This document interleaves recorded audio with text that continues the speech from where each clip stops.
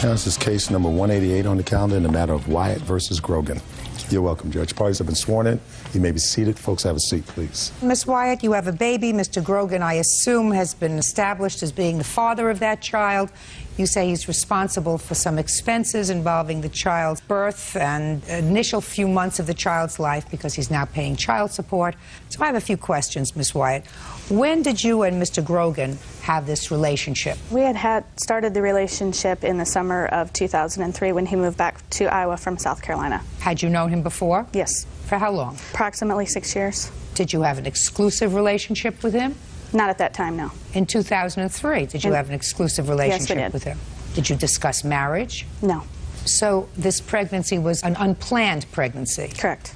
Now, I know that this is a silly question, but how did that happen? Failed birth control. Failed birth control. Because it's been my experience, and I've been around for a long time, that there are no accidents. Correct. There are only on purposes that look like accidents. And these on purposes usually end up with you having to raise a child by yourself. Mr. Grogan, who is not totally without responsibility, No, right, Mr. Grogan? No, ma'am. Because it takes two to have precaution. And there's nothing wrong with having double precaution, right? Yes, ma'am. If you don't want to have a family. You have other children? Yes, ma'am. I do have one other daughter. And you? I have 2 boys. And how old are your 2 boys? 7 and 9 years old. And where's their father? Their father lives in the same town that we do. Were you married to him? Yes. For how long? 7 years. He pay child support? Yes, he does. How much child support does he pay? $670 a month, and just recently stopped when he stopped working. He pays $670 a month for 2 children? Correct. And how much child support do you pay, Mr. Grogan? If you include the expense for insurance, it is right at $600 a month. For 1 child? Yes, ma'am. That's expensive when you're not careful. Yes, ma'am. So, how old is your daughter, Miss Wyatt? 11 and a half months. And tell me, what expenses do you think Mr. Grogan owes you for?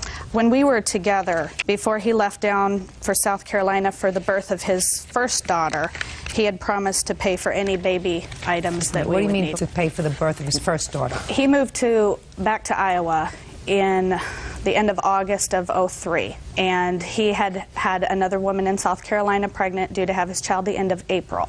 You had a very fertile period there, Mr. Grogan. Yes, ma'am.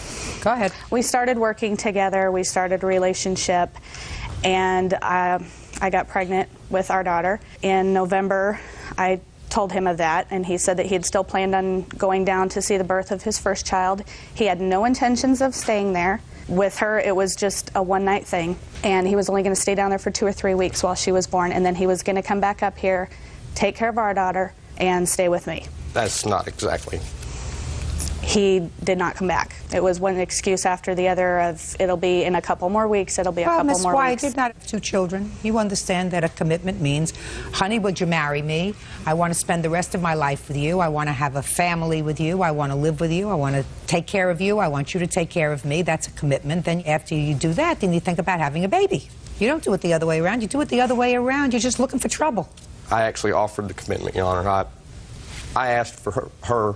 I told her I would pay for move her and the boys down to South Carolina. I said, give it an honest 6 months. I said, if you do not like it, I will move you back. I even told her that we could get married. At this point, her mother had decided that she hated me. She wouldn't defend me with the family. I called her every day. I wish I had the phone records. Unfortunately, I don't.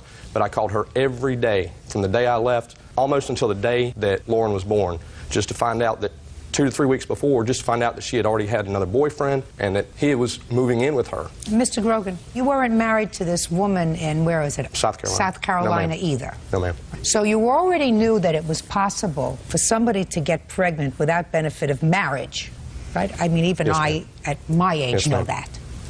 And so it would seem to me that you would have been smarter in this relationship. Do you understand what I'm talking about? Yes, ma'am, I do. You already had one lady pregnant out of wedlock expecting a child, and then you have another relationship in Iowa, so it would seem to me at that point you might want to wear 2 galoshes instead of 1. Are we understanding each other, Yes, Mr. ma'am, Grogan? I understand that. What? 2 galoshes. I like it. I like it. You know, make sure that it's foolproof. Because it caused an awful lot of pain and a lot of discomfort. Doesn't mean you're off the hook. Because ultimately you're the one with the responsibility. I assume this is your mother? Yes, it is. And I assume that your mother has some sort of responsibility? Yes, she does. She didn't ask for the responsibility. She didn't even enjoy the event. But she has all the downside. Correct. That's selfish. Very selfish. Now, what kind of expenses did you have for the child? Give me an idea. We had to buy a baby bed, car seat, clothing, diapers, formula, everything that a baby needs, strollers. And did you pay for that? Yes, I did. And how much was it? For everything that was purchased before her birth was $1,658, and I have receipts. I don't want to know what was purchased before her birth. What were her expenses after she was born? After her birth were the same things, clothes that she would outgrow. She would need more clothes. She would need So how much more did you spend? formula. After she was born, I have no idea. From age 0 to 7 months when he started to support the child. Probably close to $2,000–3,000 a month. Where'd you get that? Or not a month, I'm sorry, the entire time. And where did you get that money from? I have borrowed money from my mother, my grandmother. My boyfriend helps out. Well, he ought to. He's living there. It's not his daughter. No. Judge Judy continues in a moment. I'd worked out of my home as a daycare provider. It was Why my can't you full-time do that job. now? I am starting that back up right now. Well, when you start that, are you going to go to court and ask that his child support be reduced? Absolutely not. Right? No, I won't. So let's not get there. And later today, I went up to Desiree and asked if I could use her cell phone, and she said I could. And then what did you do? And then I remember giving it back to her. That's not what you say in your answer. So get it together. real cases, real people. Judge Judy. Sandy Wyatt says the father of her daughter, Fabian Grogan, owes for their child's miscellaneous expenses. Fabian says Sandy is keeping him from his daughter. What kind of work do you do, Miss Wyatt? I work at home, raising my children. So I would assume this $600 a month the court directed him to pay and didn't allocate any amount of money to you for the child support because you're a stay-at-home mom. Is that Correct. right? Well, I want to tell you something. In my world of the law, if you choose to have a third child, you cannot choose to stay home and be a stay-at-home mom. That's not a prerogative for you. If you choose to have another child, that was your choice. You can't say you are totally responsible for the child's support because I'm going to have this baby and I'm going to stay home and take care of it. You don't have that right. You have 50% in my world. You have 50% of the obligation to support that child. In this country, mothers and fathers stand on equal footing. They have equal rights, and that's what the Supreme Court says. They have equal rights, then they have equal responsibilities. And equal responsibility means that you pay half of the support. And the court has determined that the child needs $600 a month support. Cut that in half, because $300 a month of that belongs to you. You choose not to work? He's not going to pay for you not working. Do I make myself clear? Yes. 3 times 7 is $2,100, not $5,000. $2,100 is what I attribute to him for the child support. Is that reasonable? Yes, ma'am. Just a second. That's reasonable. Otherwise, get a job. You have a financial responsibility. You may have the 100% emotional responsibility, Miss Wyatt. That's your choice. You chose to do that. Right. And I also had 100% financial responsibility for all the things that had to be purchased that before she was born that he promised me, and he had had conversations with my mom on the telephone promising to pay for these things, which he paid nothing. There, he's going to pay $2,100. Period. For the first 7 months of the child's support. Now he's going to pay for the next 20 years all of the child support. Because when was the last time you held a full-time job? Full-time? Full-time. It's been That over you a can year. prove by what? It's been over a year. And how long did you have that job? I had worked out of my home as a daycare provider for over 6 years. That Well, was why my can't you full-time do that job. now? I am starting that back up right now. Well, when you start that, are you going to go to court and ask that his child support be reduced? You're going to go back to court like a fair person and say, I am now working full-time, so this child support order of $600 should be reduced? Absolutely not. Right? No, I won't. So let's not get there. Now, you want to tell me about this nonsense visit that you're counterclaiming about? Like I said, I couldn't be there for Lauren. Well, I found out about Joe before Lauren's birth. So I did not make it for Lauren's birth. I had made those arrangements. But at Christmas, I cashed about $1,200 worth of checks, which I spent the entire amount on a trip going to Iowa to be able to see Lauren. As far as I'm concerned, the price of seeing Lauren is every minute is priceless. You couldn't put a price on that. Good. So how many hours did you see her? 8 at max. Good. Did you have a good time? I did. I enjoyed every minute of it. Good. But she was supposed to make Lauren available to me. She told me I could see her as much as I wanted to. She did not make her available to me. She kept me at bay. Do you have a visitation order now, sir? The only orders I know of are just the child support order. Well, let me tell you this, Mr. Grogan. You have the absolute right to seek a fixed order of visitation with your daughter. Yes, ma'am. And you should have a fixed order of visitation so that you can see her regularly. But that requires you to go to court, be proactive. You need not even get a lawyer with regard to that.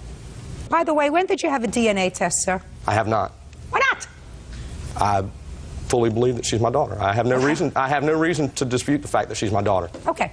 I'm glad that you think that you're absolutely positive that this is your child. But I think it's always wise for people, especially in circumstances where they are not married and they have not been living together during the course of their relationship, to be 100% certain that the child for whom you are paying support is your biological child. We understand each other, sir? Yes, ma'am. I cannot tell you how many cases, unfortunately, that have appeared before me over the years where people are certain, both parties are certain, that this is a biological child of theirs. And it turns out that something else happened. You understand what I'm saying to you? What? I was just going to comment on his counterclaim. When he had drove up here from South Carolina in this alleged $1,200 visit, he drove clear across the country with no driver's license. Listen to me. Listen to me. That's not the issue, madam. The issue is he drove cross country and he was met with a few obstacles to visitation. He has to have an order of visitation so that you do not fix the time when he can see his child. The court fixes that time. That's what he needs. Your Honor. And I'm telling you, while he's there, you ought to ask for a DNA test. Now go back to court and get an order. I'm going to have to. The last conversation that we had, she told me I would never see Lauren again without a court order. Oh, good. You see how he threatened me into dropping this lawsuit. Now I've come 2,500 miles. I'd like to be able to see my daughter while I'm here. I mean, I haven't seen her since Christmas. I try You to mean find now? Well, Just a second. You mean now? Where is she? Upstairs somewhere. Oh, good. We will arrange for that visit. We can arrange for that visit. We can arrange in my chambers. We can arrange for the visit. You have no objection to that, do you? You have no objection to that, do you? If he's sober, then no, I don't. Just a second. Well, he's not going to... He's very rarely sober, Listen to Your Honor. me.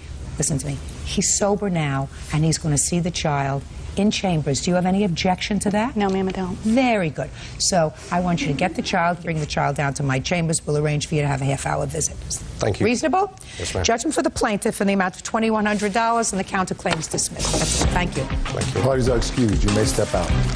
That's his child. Well, it's my child, but he helped bring her into the world. Of course, I love her very much, and I hope I get to see her as much as possible. He can just go around the country and continue making babies and not take care of them. With her mother, I just don't think she's going to allow that without dragging it back into court. Any man that does that isn't worth marrying. And that's not good for me or the baby. Women should watch out for this guy. Lauren and I got to spend 30 minutes together, as the judge promised. They loved every minute of it. And now the next case. All parties in the matter of Perez versus Snyder, Pendolino, and Miadors. Step forward, please. Office Assistant Kimberly Perez is suing her daughter's schoolmate, 13-year-old Brianna Snyder, and her mother, homemaker Stacy Pendolino Miadors, for the cost of a missing cell phone. Kimberly says her daughter loaned the phone to Brianna, who in turn loaned it to her friend. Who's Desiree? Right here. Could you step up, please? And you're Brianna? Yes. All right. The two mothers can sit down. I don't need you Yes, Your here Honor. for this. Thank you. All right. Desiree, you were in school. Yes, ma'am. You had a cell phone. Yes, ma'am. Tell me what happened. School was over. We were all hanging out outside. She came up to me and asked if her friend could use it, and Yesenia Hernandez. And you said? I said, yeah, and I walked over there with her and gave him the cell phone. Gave who the cell phone? Krista. And? And then she used it, and I was over standing a couple feet away talking to some friends, and then she went up to Brianna, or Krista, and said, Desi said I can use her cell phone, and then she walked away with it. What? I went up to Desiree and asked if I could use her cell phone, and she said I could. Just a second. What you say in your answer is, you went up to Desiree and asked if you could use her cell phone. Yes, Your Honor. Is that what happened? Yes, Your Honor. And she said?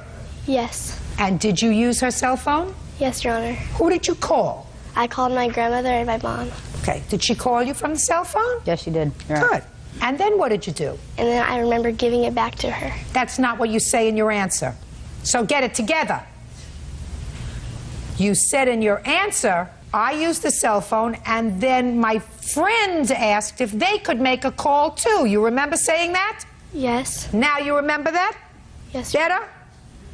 And you let your friend have the phone. Yes, because she said they could. Just a minute. That's what you said. You said then you gave the phone. You want me to read it to you, what you said? You said, quote, I passed the phone to my friends and left school. That's what you wrote. Is that true? Yes, Your Honor. I know you're 100% sure that it's true. Yes, Your Honor. And you say, I have no idea who had it last after I left school. Yes, Your Honor. Right? So your defense is, it's not my fault. My two other friends had the phone. Let her go find out where the phone is. That's your defense. Wrong! Step up. Do you understand why she's wrong? No, Your Honor. Well, maybe I can help you, because I gather you don't understand why she's wrong. So maybe I can give you a lesson. Do you want to call? Yes, I do. Do you have a best friend? Yes, I do. What's your best friend's name? You don't have to think so hard. If you have a best friend, your best friend has to have a name, madam. What's your best friend's name? Becky. Becky? Becky comes to you and says, Stacy, I have an emergency. Can I borrow your car for a half hour? Right? Yes. Say, sure, you know, my best friend. Take the car keys and you give her the car. You say, use it, you know, just bring it back. And Becky leaves, takes the car, and when she's out, she finishes her emergency, and she runs into her friend, Charlie. Charlie says, you know what? You got a car, I really need a car. Could I borrow the car to go to OTB? And your best friend, Becky, says, sure, take the car. And he takes the car and he wraps it around the tree. You think Becky's responsible for your car? Yes. Of course. Because you loaned the car to Becky. She loaned the phone to your daughter. Your daughter had the responsibility of returning the phone to her. She didn't do it. Now do you understand? Yes, Your Honor. Perfect. How much did you pay for the phone? It was $199.99, Your Honor. Perfect. Judgment for the plaintiff. That's all. Parties are excused. You may step out. Thank you, Your Honor. Morning, Judge. You may be seated. Folks, have seats, please. Mr. Frederick, the defendant is your girlfriend's ex-boyfriend, and it is your claim that you both found yourself at the same bar and that Mr. Abbasi assaulted you at the bar, causing you to fracture your ankle. You want him to pay all of your expenses relative to that assault and also some punitive damages. Mr. Abbasi says that you were the aggressor that night. He didn't see you injure yourself, and if it wasn't for your aggressive behavior, none of this would have happened. That's your defense. Is that right? Yes.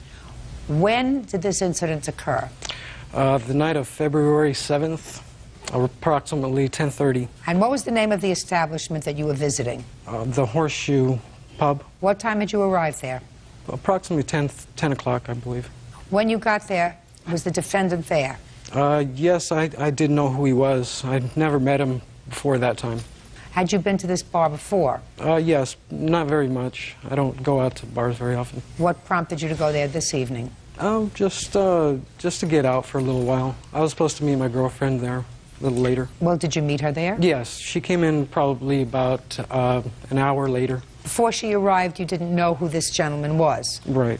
When your girlfriend arrived, she advised you who this was? Yes, when she saw him. And you didn't know who he was, sir, when he arrived there, is that right? I didn't. How long has this young lady been your girlfriend? Or how long had she been your girlfriend on February 7th? For 4 months, approximately. How long had you been separated from her? About 3 months. You mean there was a month overlap? Yeah, I believe they were 3 months in the relationship, not 4 months. Did she leave you for him? Yeah, How long had you been together? about a year and a half. Were you upset? Yeah, Had you lived together? yeah. So she left you She was cheating on me. with him Yeah. and left the home that you shared to move in with you? Yes.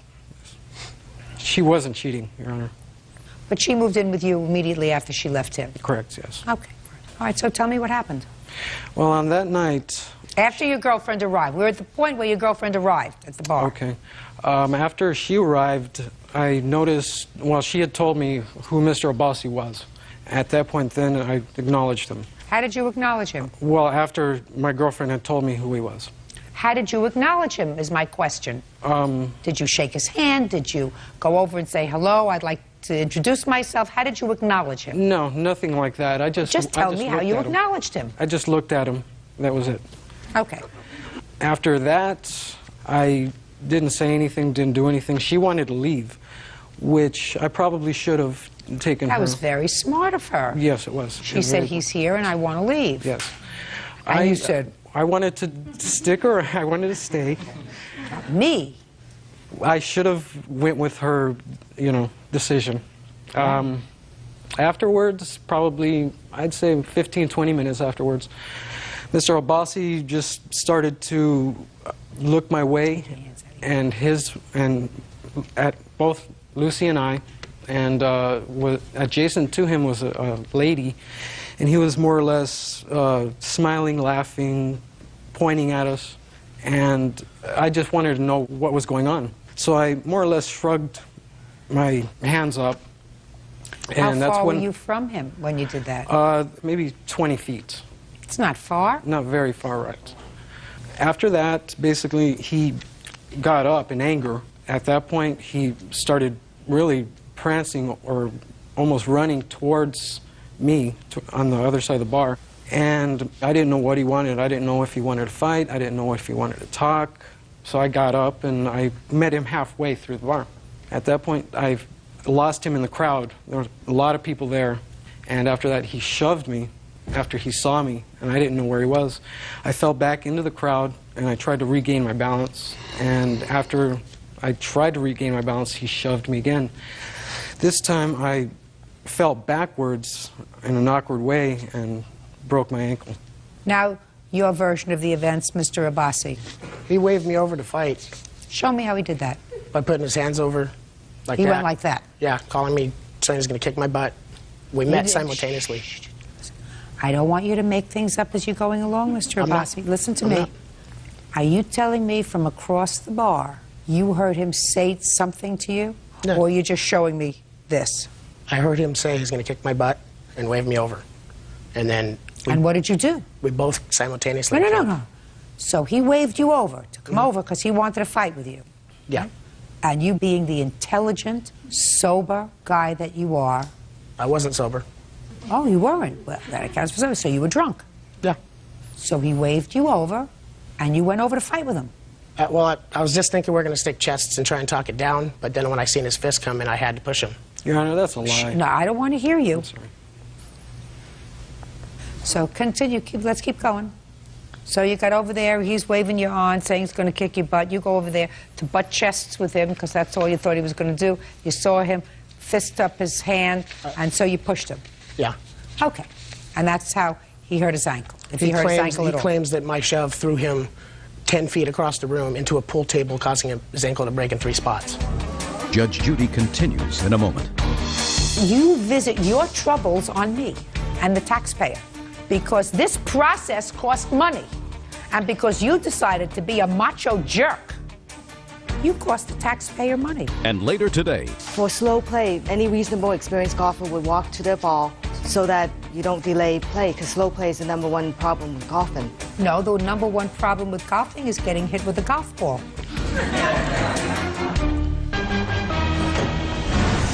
real cases, real people. Judge Judy. James Frederick says he was attacked by his girlfriend's ex-boyfriend, David Abbasi. David says James instigated the fight. Now I'll hear you. Step up. Who are you? I'm the bartender that night. Let me ask you this. What's your last name? Banks. Miss Banks, you know Mr. Abbasi and his girlfriend. Is that right? Yes. And how long have you seen Mr. Frederick in the bar? I only had seen him that one night. Where do you come from? Palmdale. And this bar is in Palmdale? Yes. How many bars are there in Palmdale? 4 or 5. Mr. Frederick, what prompted you to go to that bar this evening? Because you went there by yourself, and you were meeting Lucy there, right? Yes. But Lucy was the one who suggested the Horseshoe Club? Actually, I was. Really? And Lucy didn't say to you, no, I don't want to go there because I used to go there with David? Well, that was brought up, but I reassured her it was all right. You're a troublemaker. I didn't see any problem. I didn't know David. You didn't see any problem? Mr. Frederick, if you weren't looking for trouble for one reason or another, sir, you wouldn't have gone to the bar if she gave you prior notice that this is a place where David would hang out. And when she arrived and she saw him there and she said to you, let's go, I feel uncomfortable. And you said, not me, I'm not going anywhere. I want to sit here. So despite the fact that she was uncomfortable and that the presence of the two of you was just an exacerbating circumstance, you decided to stay. Now, I'm not sure about on a legal level, but on a moral level, you got what you deserved. You look for trouble, it's going to find you. You know, there's certain things your grandmother says to you that are true. And one of them is, if you look for trouble, you're going to find it. Right? Yes, Your Honor. But you visit your troubles on me and the taxpayer because this process cost money. And because you decided to be a macho jerk, you cost the taxpayer money. Whether it's in this court and any other court. You're gobbling up court time for people who really have cases over which they had no control. Whereas you had plenty of control. Why didn't you go to another one of the 4 bars in Palmdale? Or when you went in there and you saw him there, you knew who he was, and Lucy said, let's go. You got up, paid for the drink, and you leave. Right? Right. That's what my plan was, but I didn't take fast enough action. Okay. Did you file a police complaint, Mr. Frederick? Yes, I did, Your Honor. I'd like to see it, please. I filed that the day after. Why the day after, sir? I was going to file it at the bar, and had I done so, he would have been incarcerated. I wanted to take care of my ankle. It was hurting and it was broken. So you went immediately from the bar to the emergency room? Yes. Okay. Well, evidently they did an investigation, and they didn't arrest Mr. Abbasi for assault. Do you know why, sir? Basically, they couldn't find him, and DA didn't want to prosecute because it's a typical bar fight. They see it a lot, so they didn't feel it was because it's just as possible that you lost your balance because you were drunk. I wasn't that drunk, Your Honor. How do I know that? You don't have to be that drunk to trip. Mr. Frederick, I said something to you before, sir, and what I said, you may sit down. What I said to you before is if you look for trouble, you're going to find it. Now, I don't necessarily think that it was Mr. Abbasi's intention to get into a confrontation with you that evening, but it is clear to me that it was your intention to get into a confrontation with him. I say that for the following reasons. I am now summing up. Your girlfriend told you that she was going to meet you that evening. You discussed going to the Horseshoe Bar. She said, I don't think I want to go to the Horseshoe Bar because that's where David hangs out. You said, I don't care, I'll meet you there, don't be ridiculous. You go there, and sure enough, when she shows up an hour later, after you've had a couple of drinks, she says to you, I don't want to stay because David's at the other side of the bar.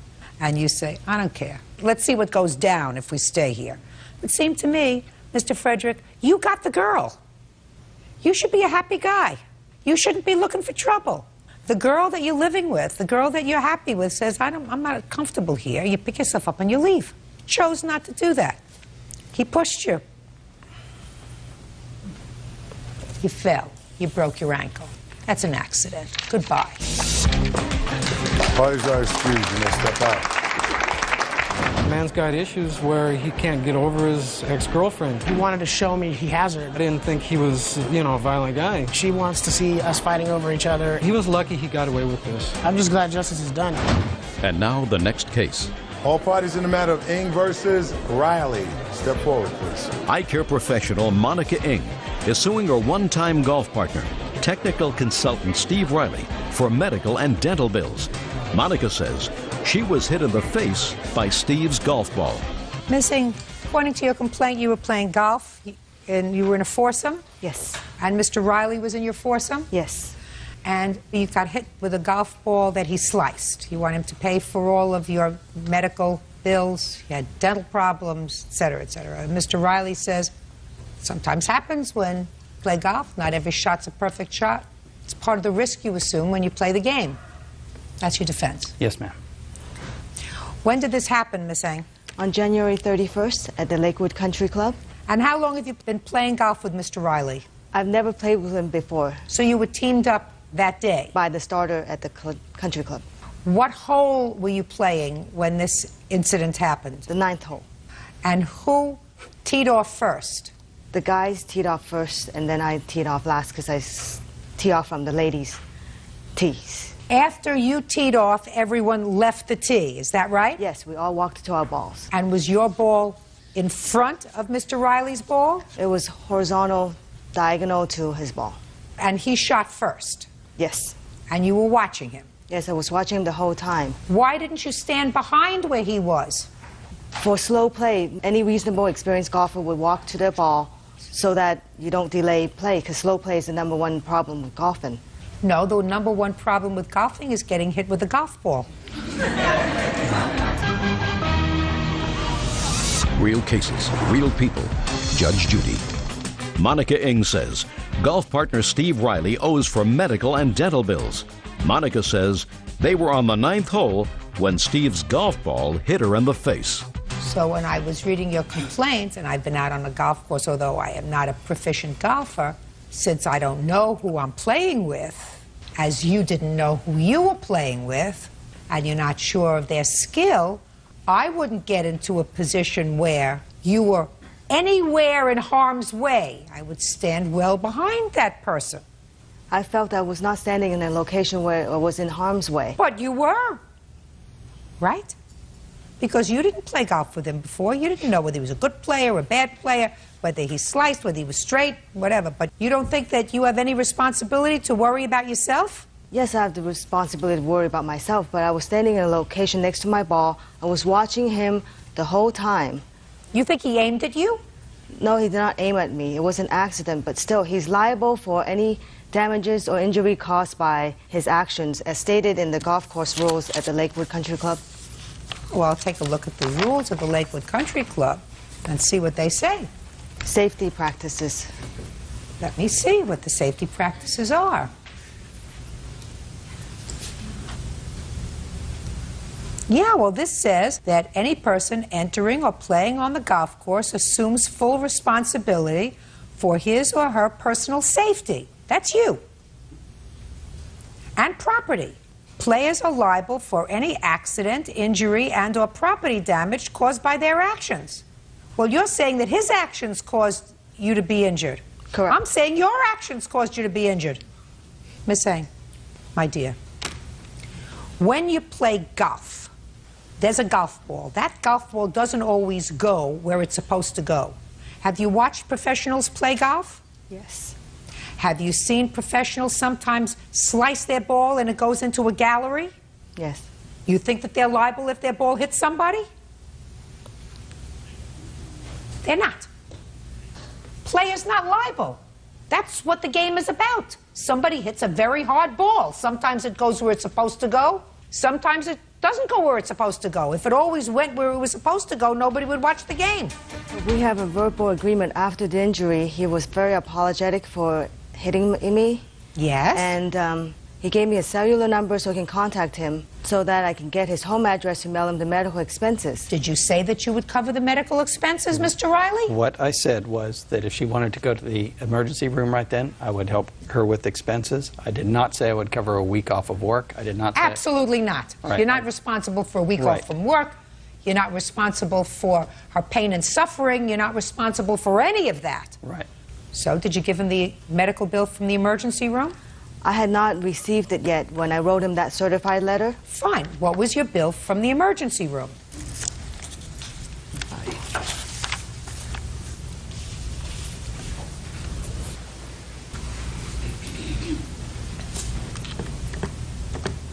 $602 with the emergency bills. Is that right, sir? Now that you agreed to pay, according to you. Yes. Fine. Anything else? Yes. A few months later, I noticed that the back of my tooth was swollen, and I went to the dentist, and that's when they told me that I have ligament damage due to trauma. Could be. That's not what he agreed to pay for. He agreed to pay for your emergency room bills. But for the fact that he agreed to pay for the emergency room bills, he would not be responsible. You assumed the risk when you got on the golf course of whatever happens when you play golf, unless, of course, he picked up his club and flung the club in anger, or if he hit you with his club, or if he ran you over with a golf cart. That you don't assume the risk, but you do assume the risk that somebody may not hit the ball straight, so you have to make sure that you don't put yourself in harm's way. And if being in a position where you were a little bit of a slow player is more important than keeping yourself out of harm's way, that's a choice that you make. He can't guarantee where his golf ball's going to go. If he could, he'd be Tiger Woods' partner, right? Absolutely. Judgment for the plaintiff in the amount of $602. Thank you. Courtroom, please. Quiet in the courtroom, please. Now, this is case number 235 on the calendar in the matter of Langlands versus Doyle. Parties have been sworn in, Judge. You may be seated. Ladies, have seats, please. Mr. Langlands, how old are you, sir? 27. Who is this lady? This is my mother. Miss Doyle, how old are you? 28. Who is this lady? She's the general manager at the extended stay hotel I was staying at. Mr. Langlands, how many children do you have? 1. And that child you have with Miss Doyle? Yes, ma'am. And Miss Doyle has how many children? 3. And only one of them is his? Yes. Do all 3 children live with you? No, my older 2 live with my parents. Elizabeth lives with me. How old are your older 2 children? 8 and 6. Parents have custody of them? Yes. Was there a trial with regard to that issue? Yes, there was. How old is Elizabeth? She's 2. Parents didn't seek custody of Elizabeth? No, they did not. Okay. This is your complaint. Generally speaking, Mr. Langlands, I'm going to let you explain it to me more fully. You claim Miss Doyle owes you some money.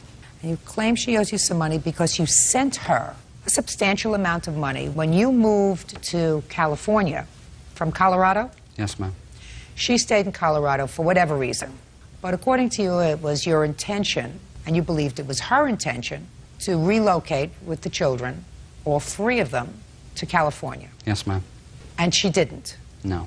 So you want the money back that you sent her.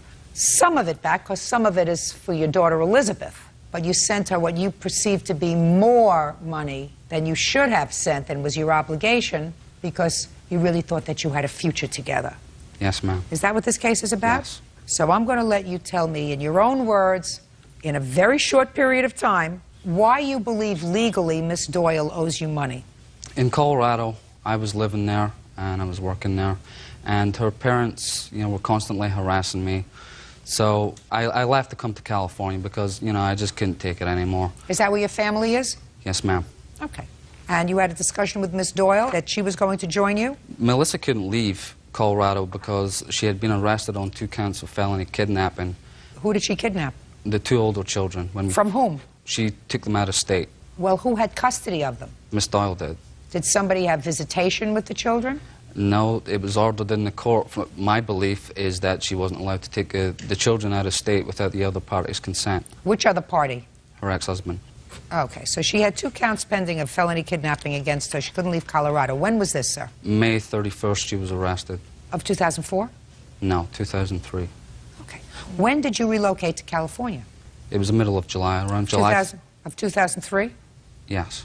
Okay. And how much money did you send to her in total? It came close to $5,000, just in Western Union transfers. Over what period of time? 4 months. Did she ask you for the money? Well, she had moved out of her parents' home because her parents had filed paperwork to intervene and get parental custody of the 2 older children. And she moved out of the house and moved into a motel, quit her job, and she had Elizabeth, the 2 other kids, so I felt I needed to be sending money. Okay, so you did. So she didn't ask you for the money, but you just knew she needed it. Right. Okay. So at that time you sent her, over those months, about $5,000. Yes, ma'am. I'm listening. This was with the intent, and, this custody case and the criminal case was going to be over, and she was going to come to California. We were going to get married, and I tried to be everything that Melissa wanted me to be and everything that she wanted, and it just wasn't good enough. She had received money in January of 2004, which was a $3,000 tax return. She never told me about this. The only reason I found out is because one of the kids got on the telephone and told me that she had bought a vacuum, and I'm the only person that's sending money. She's not working. I told her, how did she come about this? And she says, well, I got a $3,000 tax return. Well, why didn't you tell me? And this was in February. She told me that she wanted to come out to California for Valentine's Day to surprise me. That's why she never told me. Oh, okay. And rather than pay some bills. Fine. When did she finally tell you she wasn't coming out to California? We had an argument in February, and, you know, we never talked for a couple of weeks. She called me, it was late one night, it was like 11 o'clock one night, and she had told me she had been sleeping with a gentleman whose name I don't know. But Okay.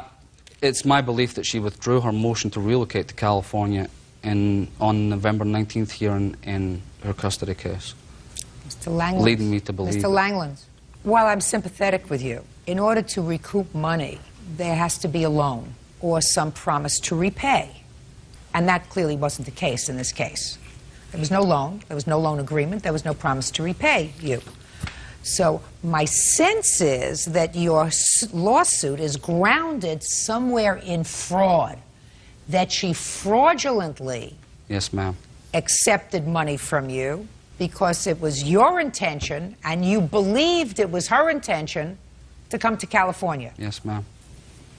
Two things. First of all, you can't quantify how much money that you should be sending her for the support of your child. Maybe it's $5,000, maybe it's $10,000, maybe it's $15,000, maybe it's $50. Can't quantify that. So I don't know if you sent her $5,000 over the course of several months because she was living. So how much is that for your daughter? How much is that for her? How much is that for the 3 kids? You cannot quantify that. Second, you can't creep into her head. I mean, there may have been some period of time when she accepted this money that she said, you know, there's a chance that I'm going to go out to California with, what's your first name? Richard. Richard. So, truth of the matter is, you really don't have a lawsuit against her for this money. But I have a more important question to ask you. Several important questions to ask you. Have you ever been legally declared Elizabeth's father? Yes, ma'am. Was that after or before a blood test?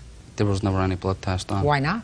Because I mean, we were together, and she's my daughter. Okay. Just asking you, sir. Did you live together? Yes, for a short period of time. How long? 6 months, 8 months maybe. And when did she tell you she was pregnant? 3 months after we were together. And how much later was Elizabeth born? 9 months later. Well, 7 months later. 6 months later, sorry. Did you suggest to him that he have a paternity test? I did, Your Honor. Step up. And what did he say to you? He believed the child was his. I have a picture of her. I'm not interested in a picture. I'm not interested in a picture. I'm interested in him being smart. His mother's smart. You're not too smart. Judge Judy continues in a moment. There isn't a court in the land that is able to take children away from a biological parent and give those children to a grandparent merely because their mother wants to move to another state. It happened in Colorado. That is impossible. And later today, Why would they pay anything towards your moving in to a new residence with yourself, a very tall, able-bodied boyfriend who wears a lot of gold jewelry, and your 13-year-old son? real cases, real people. Judge Judy. Richard Langland says ex-girlfriend Melissa Doyle defrauded him out of money. Richard claims she led him to believe she wanted a relationship. Now, if you believe that this child is yours, and I assume you're paying child support, is that right? Yes, ma'am. Do you visit with her? No, ma'am. Why not? Because I live in California, and Melissa makes it very difficult to even have any kind of phone contact with my daughter, contrary to different babysitters, different locations, picks her up at 3 o'clock in the morning, leaves her with different babysitters. Let me suggest this to you.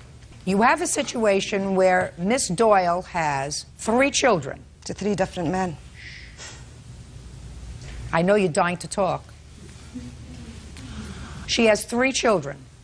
Her parents believed, clearly, that she was such an inadequate caretaker that they had a trial to take the children from her and have custody of the children. They tried to take custody because I wanted to move to California with him. They didn't file for custody. Miss Doyle. Until I moved to Miss California Doyle, with my him. dear, listen to me very carefully. I'm not an inadequate mother in any way, shape, or form. There isn't a court in the land that is able to take children away from a biological parent and give those children to a grandparent merely because their mother wants to move to another state. It happened in Colorado. That is impossible. That would not happen. So what I'm saying to you, sir, if you are convinced that this child is yours, and you know it has been determined that she is an inadequate parent for her older two children, I would think long and hard about allowing my daughter to stay with her. Do you understand what I'm saying? I am seeking custody. With that in mind, I'm dismissing your case for money because you have no case. There's a bigger picture here. I suggest that you deal with that. Understood? Yes, ma'am. That's all, Steph. Thank you. Parties are excused and they step back. It's really not about the money. I just want people to know what's going on in Colorado as far as my daughter's concerned. We were engaged, so I just assumed that that's why he was sending me money. How vindictive, malicious, and callous Melissa actually is. If anybody's vindictive, he is. He's the one suing the mother of his child. I hope to get custody of my daughter and make sure she's safe. I think a little girl needs her father, but as far as we are, you know, I don't see anything. And now the next case. All parties in the matter of Farrell versus Monaco. Step forward, please. Retired engineer Tom Farrell is suing his daughter's former guardian, property manager Victoria Monaco, for the return of money given towards child care expenses. Victoria is countersuing for unpaid rent and additional expenses. Mr. and Mrs. Farrell, I assume this is your daughter. Tell me your first name. Marcy. Marcy. Stand up next to your folks. Marcy, I have a couple of questions for you. Yes. How old are you? 15. Well, Marcy was going through a difficult teenage period. And according to your complaint, after several failed attempts at other arrangements, you found the defendant who indicated she was prepared to let Marcy live with her. The arrangement was that she would be paid $50 a week. You advanced her $1,000. Marcy stayed how many weeks? I stayed about 2 weeks before I went to a residence. To a residence? Residential. It's a part of my program. Stayed 2 weeks, and you want the rest of your money back. That's what the case is about. Yeah. Ms. Monaco says that, yes, you advanced her the $1,000, but during the time that your daughter was with her for that 2-week period, she spent a heck of a lot more than $1,000, and she's counterclaiming for $1,600 for a variety of things. How did you find Miss Monaco? We met about 4 years ago. We lived in the same area. Our children went to school together. This is her son? Yes. So the kids were friendly? Correct. Okay. So when the time came, Marcy, I think, initially spoke with the defendant about staying with her. They'd always gotten along well together. We'd always gotten along well together. I met with Vicki. We talked about it. We agreed on $50 a week for housing and food. She indicated that was more than enough. My wife and I would pay for all other expenses, schooling, education, transportation, medical, whatever else needed. That was only for food and housing. After the 2-week period, things weren't working out. Marcy had to go to residence, which is part of the EDIP program that she's in through the juvenile justice system. So when it was time to come back, the defendant was in the arrangements of moving her household, looking for a new place to live. She said at the time that the reason for that was she had an abusive relationship with her boyfriend, trying to get away from him, needed some front money to get on with her life. So we were willing to advance her the $1,000 so that she could get a head start, get out of there and all that. The 2 weeks that Marcy was there, we'd already paid her that $100 for. We were even at that point in time. So you'd already given her the $100 for the 2 weeks, and That this was is correct. $1,000, an advance of $1,000. Was an advance for, after she got moved into the new home, everything was settled there. She was going to let us know when that was. We were going to get Marcy moved back over there and start life as we hoped would be a good situation. And then we never heard from her. Now, they paid you the $100 pursuant to agreement, $50 a week for the time that Marcy was with you, and they advanced you $1,000. Why shouldn't they get it back? Your Honor, they did not give me $100. And the $1,000 that he did give me that I received was for first, last, and security to move into a home. So Tom and Barbara have not given me anything towards taking care of Marcy. Just 1 second. How many people moved into your new home? Well, there was myself, my son Marco, and my boyfriend. He would come and go. Well, then why in the world would they? You have 2 adults and your child. Why in the world are they responsible for your first, last, and security? They're not responsible for all of it. So why don't you give them their $1,000 back? Your Honor, they were going to pay for half of it. What? It cost $2,700 to move in. Shh, listen to me. Why would they pay anything towards your moving in to a new residence with yourself, a very tall, able-bodied boyfriend who wears a lot of gold jewelry, and your 13-year-old son. Miss Monaco, you explain that to me. Marcy was with me in the home. So what? Well, he agreed to pay and help me in a better home, which he states right in here. Well, you show me where he agreed to pay for well, I can show first, you where... last, and security. No, it's not stated like that. It's stated for a better home. Let me see it.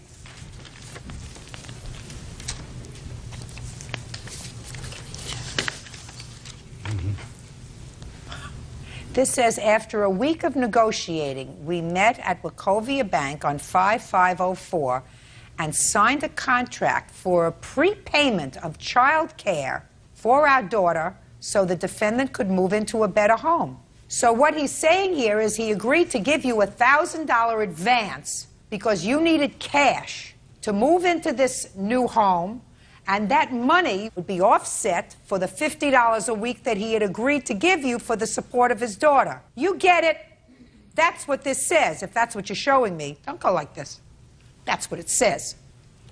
Now, you have a contract? Yes, ma'am. Can I see it, please? We also have a copy of $100 check. No, Oh, we didn't have that? Oh. Okay. You need to give that other stuff too.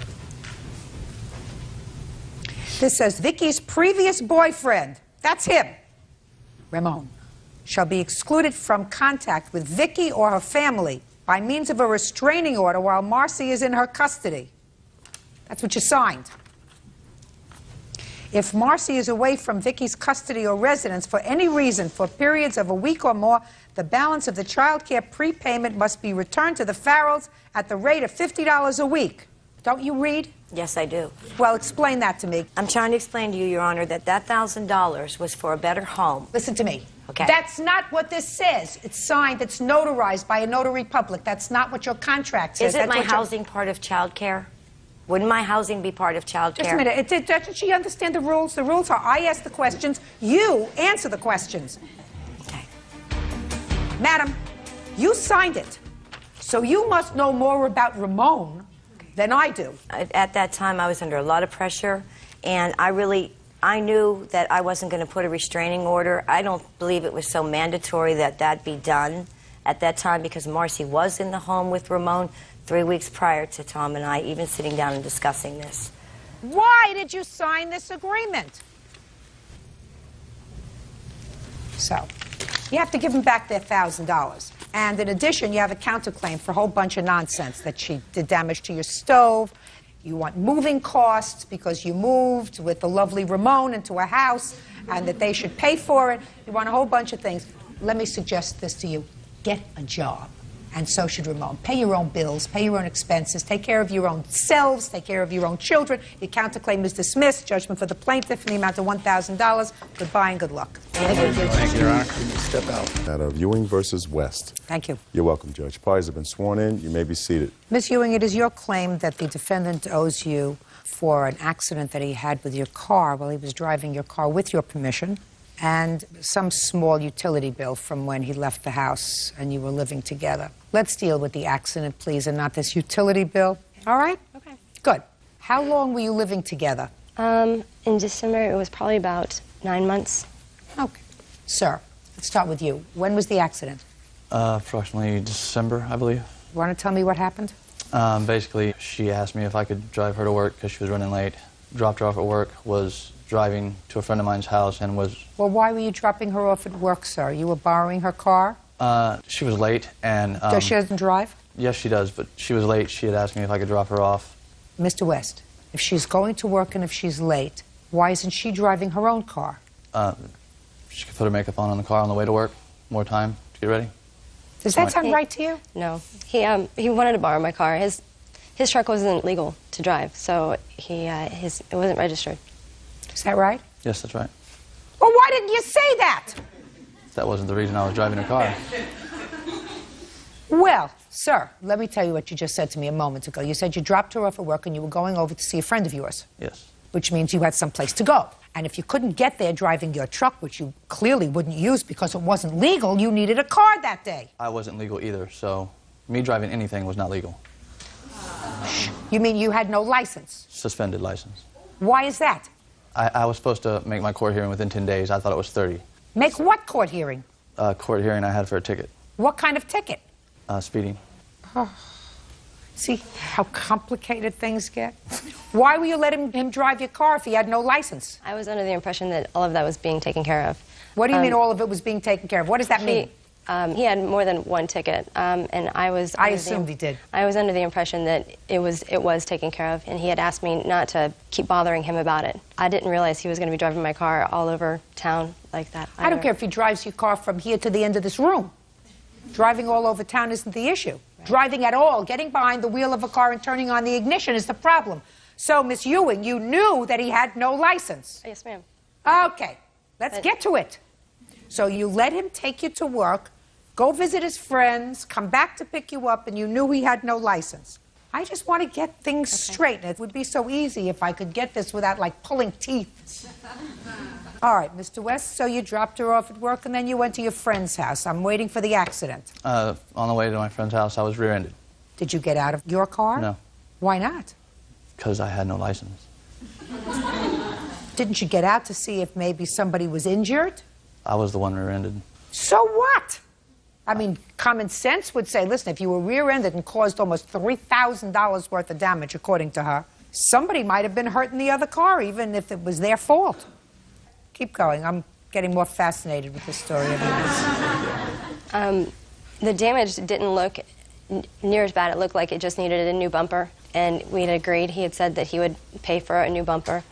A month or two later, he still had put it off. And you're driving the car? Yes, ma'am. And he's driving the car? No, that was the last time. Never time. drove the car after that? No. Is that right? Yes, ma'am.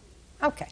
The next month is when he moved out. We were bickering back and forth, I guess, but he was obviously not going to pay for the bumper. So I took it in to get an estimate for the bumper. The damage to the car apparently isn't something that you can see. It's damage more to the frame and underneath the car. The trunk pan is rippled. There's dents, or not dents, but dimples next to the sunroof from the impact of the accident. And what? Dimples to the sunroof? Well, during the collision, it'll send a shockwave through the body of the car. And what do you do for a living? I'm a waitress. Waitresses can't give expert testimony on what happens during the course of a collision. Your statement, Mr. West, is that Miss Ewing was in 2 accidents since. How do you know she was in another accident with the car? All I know is that she obtained new rims because she had damaged one, and the other was pretty much just hearsay.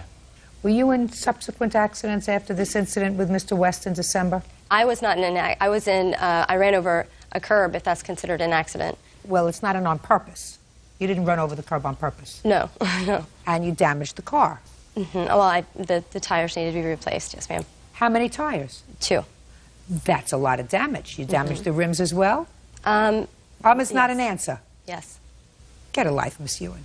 Okay. Let me see the estimate that you have.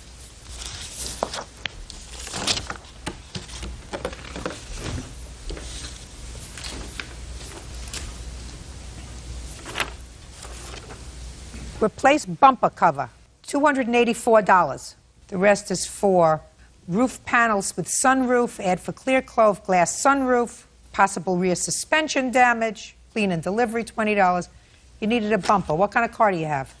2002 Honda Accord. And if you read, I mean, the gentleman explained to me why... Listen to me, my dear. You're lucky, quite frankly, that I would award you a penny based upon the fact that you permitted an unlicensed driver to drive your car. That's your responsibility. You're the owner of the car, yes, and you can say, no, you can't drive your car because you're irresponsible. The government says that you're not responsible enough to drive any car, and I'm not giving you my car to drive. Then you wouldn't have been in this problem with him. Second thing is, I'm not prepared to say what damage was caused by somebody rear-ending him, or whether the underneath part of the car was damaged as a result of you going over a curb that required you replacing 2 tires and 2 rims. But mostly, you had no right to let an unlicensed driver drive your car. Period. End of discussion. Okay. This court is going to award you $200. You want to have the bumper fixed? Terrific. You don't? Terrific. Are you together anymore? Questionable. Questionable? When you say questionable, what does that mean? That means no. No. Listen to me very carefully, sir. You moved out in what month? January. Since January, have you and Miss Ewing had dinner together? Yes. Since January, have you and Miss Ewing gone shopping together? Yes. Since January, have you and Miss Ewing slept together? Yes. Miss Ewing, you get 0. Nothing. Nothing. You picked them, you deal with them. That's all. Goodbye. Parties are excused and we'll step out. We don't see eye to eye when it comes to our future and where we want to go. Conflict of interest, I guess you could say. Apparently, if he doesn't want to get a job to pay for the damages or his bills, then therefore, yeah, we apparently don't see eye to eye. Get to the card, Mr. Livingston. Yes, ma'am. This was really weird. I called her. Get to the card, Mr. I'm going to get to Livingston. the card. You said that I was interested. I spent 2 nights over there. Mr. Livingston, I'm getting older by the second, sir. Real cases, real people. Judge Judy. The next case. All parties in the matter of Livingston versus Goebel, step forward, please. Electrician David Livingston is suing his former friend, 29-year-old nurse's assistant Kimberly Goebel, for a series of unpaid loans.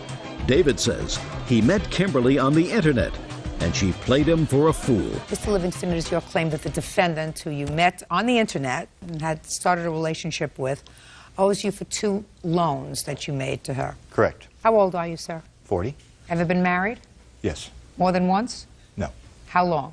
Well, a little over a year. Long time ago? Yes, 13 years. So you've been single ever since? You're looking for the right girl? Well, one day. She's not it. I understand that. It was never that way, Your Honor. No. I'm just telling you. Right. She's not it. When did you start communicating with Miss Goebel on the internet? It was about June or July of last year. And when for the first time did you meet her? Probably about a month after we started talking. Of 04? Yes. Where did you meet her? We first met, she needed some stuff. She needed some feminine stuff.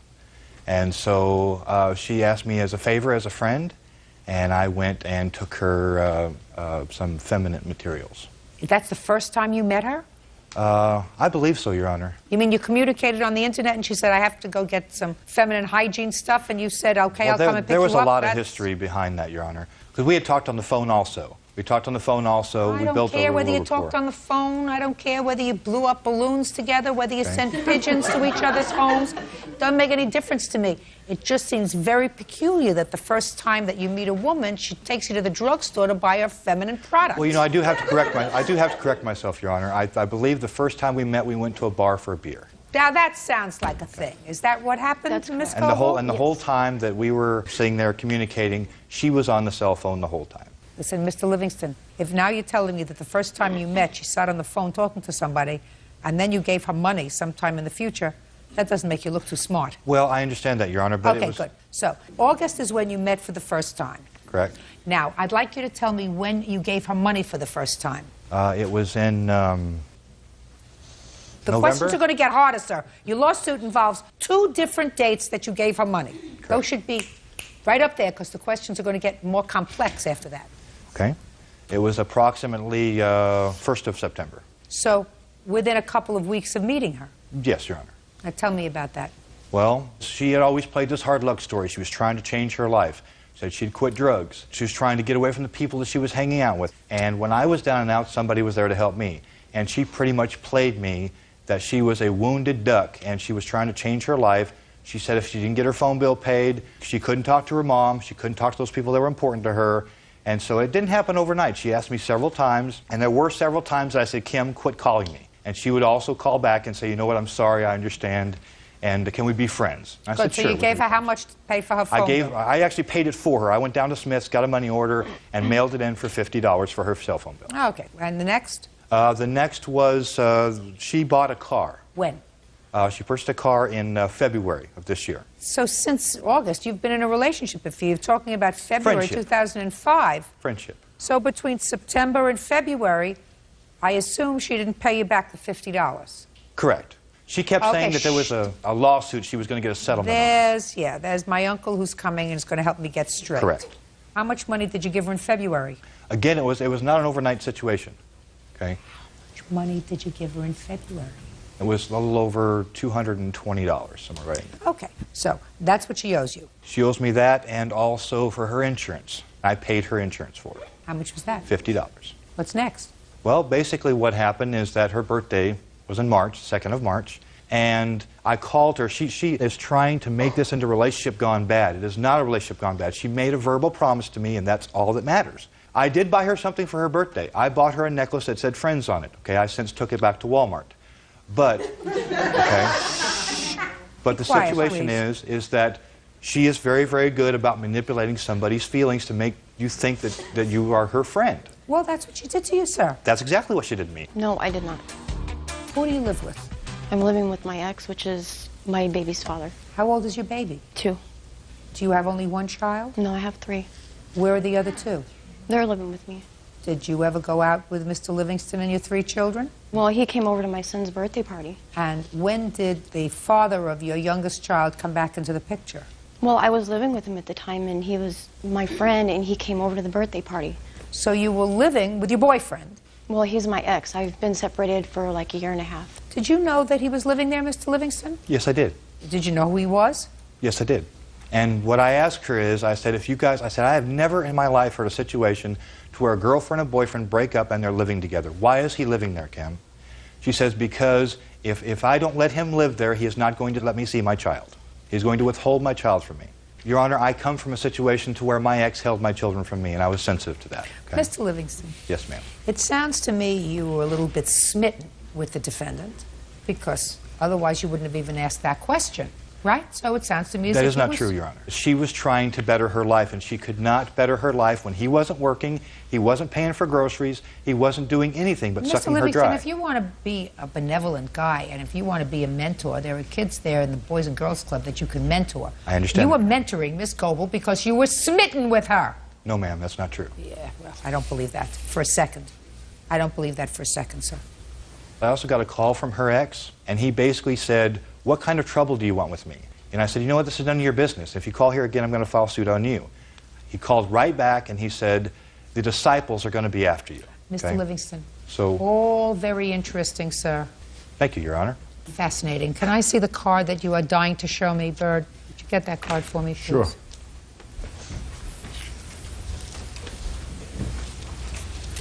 May I explain that card, Your Honor? Yes. Your Honor, this card was...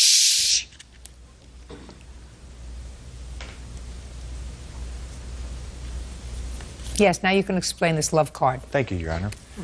She had asked me a lot of times to fix her car. I said I could not financially do it. When I could finally do it, I said, is he leaving tomorrow? And she said, yes. I said, well, that would be a better environment, because I didn't like the guy. I didn't like him around. He was an idiot. He was aggressive, everything else. So anyway, so I felt better working by myself without having him around.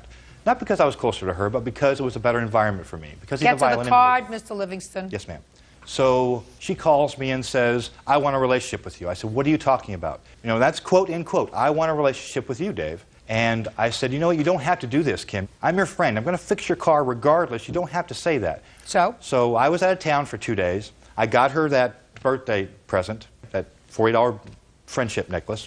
And when I came back, all of a sudden, I mean, this was really weird. I called her. Could you give me the yes. Get to the card, I'm going to Mr. get to the card. Livingston. It says, I love you. I bought her the always card wanna be because with you. when I got back from out of town, we had a fight. Because, now understand, I had spent 2 nights over there. You said that I was interested in her. I spent 2 nights over there, and I didn't lay a hand on her, okay?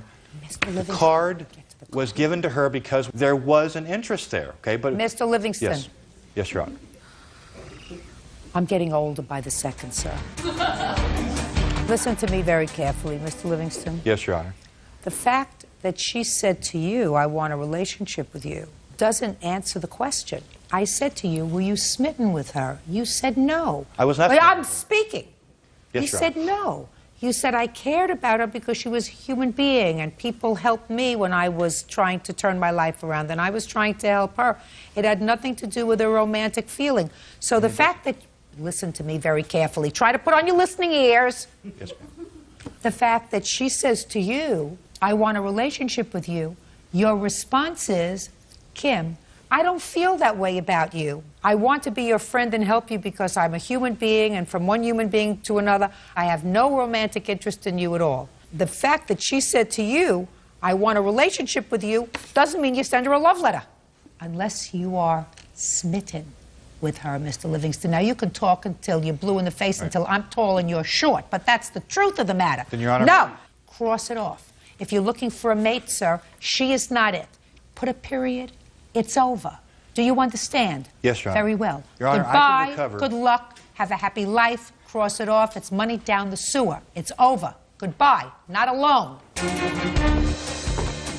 Thank you. You're welcome, Judge. Parties have been sworn in. You may be seated. Gentlemen, have a seat. Ms. Bauer, you and the defendant were involved in a relationship. According to your complaint, in September of 2007, you left to go and study abroad in Germany. You left Mr. Hemsath?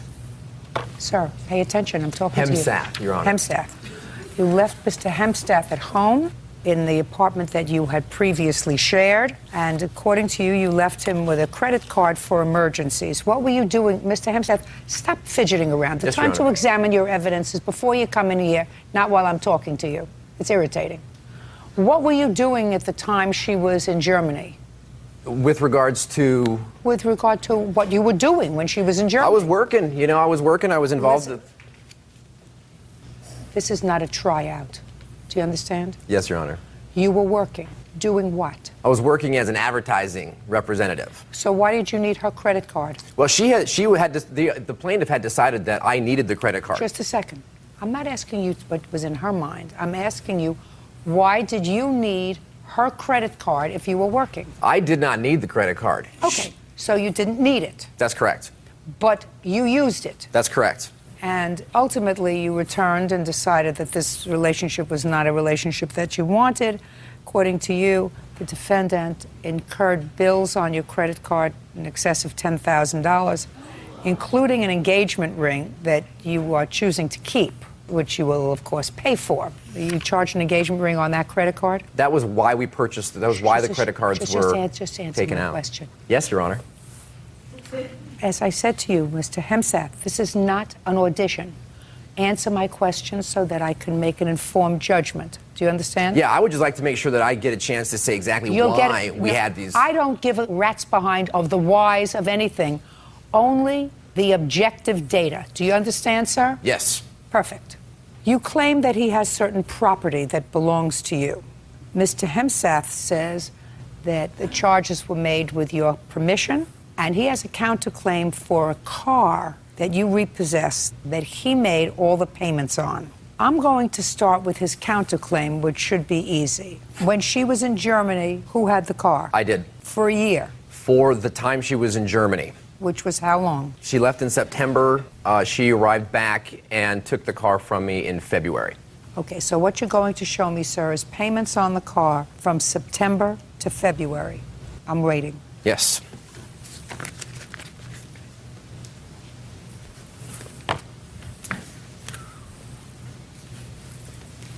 What payments are you talking about, sir? To American Express? No, you know, I have for you 9 months of bank transactions. I'm not looking through 9 months of bank transactions, sir. I want to see With your highlighted- Hey, you pay for a car either by direct deposit or by check. So I want to see either the checks or the payments made for those months. That should be more helpful, Your Honor. I have September for $2,000. Well, how much were the payments a month? The payments were $326 a month. What's your first name, sir? Owen, Your Honor. So you had a joint bank account? She was added to the account. Yes. You had a joint bank account? Yes, we did. Would you have him circle, please, the payments in September, October, November, December, and January?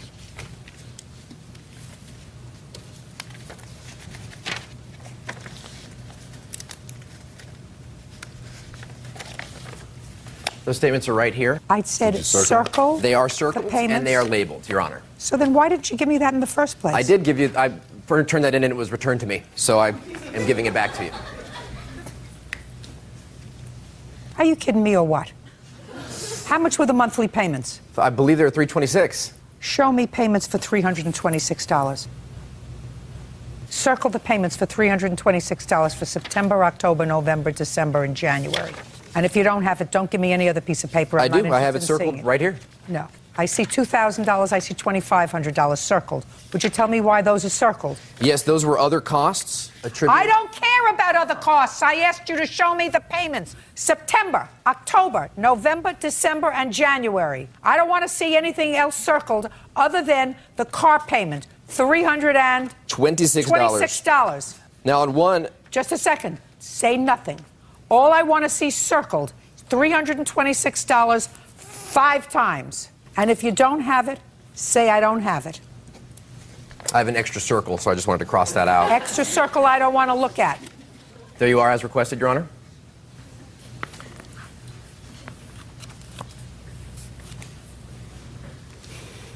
That's better. Now you're going to tell me why you repossessed the car. I came home from Germany in February, and whenever I was home, he had not returned my items out of the house when I told him I wanted to break up and I wanted to move my items out. He had charged all these credit card things. In February, the payment was late. He left 2 months of outstanding bills, all the credit card bills, a cell phone bill. I just helped him. So I was young and naive, and I helped him so much with my name and my credit. And he left me. Okay, is that why you took it in retaliation? I took it because he was making the payments late, and originally I helped him with the car. He got denied the car. He wanted to get this car. They said, nope, sorry, your credit isn't good enough. $326 times 5 equals $1,630. That you're entitled to, sir. How about the down payment, Your Honor? Shh, just a second. The down payment came out of a joint account. I don't care. Real cases, real people. Judge Judy. Angela Bauer claims Owen Hemsath owes for credit card charges and for the return of her furniture and belongings. Now, when 2 people decide to set up housekeeping and they're not married, there is no community property. I'm not going to go back to see where that money emanated from. You are entitled to $1,630, and you used the car for 5 months. Do you understand? That's correct. Good. Perfect. Now, I can make it really easy, though, to see where the $2,000 came from. Don't make my life easy. I don't need you to make my life easy. If you want to make my life easy and be successful, so far you're successful, $1,630 worth. You want to see that fly out the window? No, Your Honor. Then I would suggest you keep your mouth shut. Do you understand? Absolutely. Perfect. May I say something? No. Now, why do you give someone a credit card? Because, honestly, I had taken care of him for the 5 years, and he's irresponsible, and I loved him, and I was worried about him. Then what do you want from me? Then what do you want from me? I trusted him that he said if he had an emergency, he would use a credit card, but he was to pay it off right away. I have written 1,000,000 times per email that he said he would pay the credit cards. It's for his fun. I would like to see the emails that he wrote to you to say, I will pay the credit cards. How much was the engagement ring?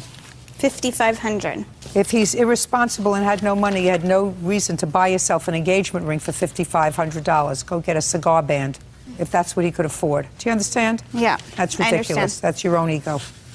Okay. They're on several pages, so I'm just flipping to one of the times that he said it. But I have it numerous times that he was going to pay the credit card bills. I never saw an email like this. They're chats, too. Sir, did you say to the plaintiff, I will pay for everything on the credit card that is mine, minus the cost of the ring, which of course she's paying for. I will be happy to sign a commitment to pay off the entire amount within 6 months. The Honda is the Honda. I'm open to your suggestions. When you come to pick up everything, I'll be ready for you on February 23rd. Should you be unable to make it, you will be able to pick up your stuff anytime thereafter. Did you say that to her? I have a hard time remembering writing that email, but if it's documented, I would have a hard time to refute that. I do know that I was trying to be reasonable. I wanted to make an arrangement, but it tended to be a zero-sum game where the plaintiff received everything and I received nothing. So I have a hard time remembering that email. Can I see your credit card statement, please, for the months that he had it? These are the things that are he had a secondary card linked to my account. This is a printout of only the purchases that he made. Most of them were for entertainment, gas, eating out, fun, an $800 kickboxing class. How many Nextel accounts do you have? Nextel accounts? Yeah, Sprint accounts. I have one Sprint account. He has several lines on that account, and I did pay $2,000 to shut that phone off, which was in my name. You mean you have a phone and it has several lines on the phone? I had the phone until she took the Civic. The phone was in the Civic, and she never returned the phone. Okay, but you used it. Right, and those were agreed-to purchases. She had every purchase. Absolutely not. Absolutely not. She's not supporting you. She didn't agree to support you. Your Honor. She didn't agree to support you. There were $4,871 of outstanding bills. That's not including the ring. Your Honor, that card. I'm speaking. I'm deducting from that the $1,630 that she owes you on your counterclaim.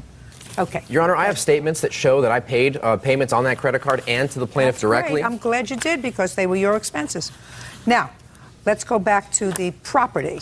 What property do you have, sir, that belongs to the plaintiff? I don't have any property that belongs to the plaintiff. What property do you claim that he has that belongs to you? I'd give me the broad strokes. I'm not interested in picking stuff. Outside of all the little things, I mean, he has I'm not everything. interested in any I of would those like things. to request my couches back, which I bought at a time I wasn't even living with him. I was living with a roommate. Okay. I financed them. Excuse me. He doesn't have your couches, according to him. He says you took them. Is that right? That's correct. Okay. Don't say anything. I told you it's not an audition. Doesn't have your couches. What else? 2 computers that I financed through Dell. Where are they? She took them. I have one. Shut. She took them is the answer. Oh, can't stand him. Listen, whatever you pay to get rid of him is perfect. Do you understand? Yeah. Whatever it costs you to get rid of him, worth every nickel. Judgment for the plaintiff in the amount of $3,241. Listen to me. Sure. It's finished. Sure. It's finished. He's got to pay for what he owes, and I don't know why you keep him that engagement ring. I'd get rid of it. Yuck. Goodbye. Parties are excused. You may step out. Should be happy, Owen. You got a car for 6 months for free. And you get to keep all my belongings. You should have a party tonight. You look great. Classy. As she put it, it's worth every penny getting rid of that guy. I was in love. I mean, you saw her. She's a beautiful girl. He was a downer in my life for 5 years. I want to spend the rest of my life. I want to have kids with this girl. Now I remember what it's like to be happy again. And now the next case. All parties in the matter of Hutton versus Martin Webley. Step forward, please. 25-year-old Jesse Hutton is suing his ex-girlfriend, Samantha Martin, and her new boyfriend, Josh Webley, for vandalizing his personal property. This is what I understand, Mr. Hutton. You and this young lady were in a relationship. You rented an apartment together. You both signed a lease on an apartment. She's got a couple of kids. Things didn't work out after a couple of months. But since both of you wanted to maintain terrific credit, you decided to live together anyway. After a little while, you found the new girlfriend that you sort of moved in. She found the new boyfriend. That would be this gentleman that she sort of moved in. Now the 4 of you were living there. Whole thing sounds very tragic to me. Mr. Webley acknowledges that he ruined your air mattress. Is that a fair statement? Yes, ma'am. But both deny that they did anything to your television set. So, air mattress you got. How much was the air mattress? $48. Now you can prove to me that they destroyed your TV. Okay. Well, when I had found out that my TV was destroyed, which I was at an event that I was DJing at all day long with my friend, Anthony. And when we arrived back home after being gone all day, I had noticed that my TV it seemed a little off, and when I turned it on to play video games, I found these lines across the screen. And so then when I confronted her about it, she told me that I deserved it. And the next day when... Oh, just a minute. Yes. Was that her word? You deserved it? Yes. Why did he deserve it? I never said that. Yeah, I believe him. What other valuable property did you have in the apartment, sir? I didn't really have anything else of value in the house. My computer I brought with me because I was DJing that day. Did you know what she meant when she said you deserved it? I really couldn't think of anything. She did mention a few days before that I had drank her sodas and eaten her food and that I needed to pay her for that. And I did nothing of the sort. Had you had a party there, Mr. Hutton, shortly before this damage to your TV? No, not shortly before, probably about 2 weeks before. Is that right? No, it was about 4 days before. Tell me about it. We were sleeping. I had given him the bedroom so he could have his own privacy, and we were in the living room asleep. My kids were in their room asleep. And about 4 o'clock in the morning, we got a very disturbing knock on the front door. We jumped up and answered the door, and it was the police. They said we were having a party. We told them we were asleep. They said it was coming from the back room. When I went into his room, he had about 15 people in there. None of them looked of age. They were all drinking in his bedroom. Where was the TV?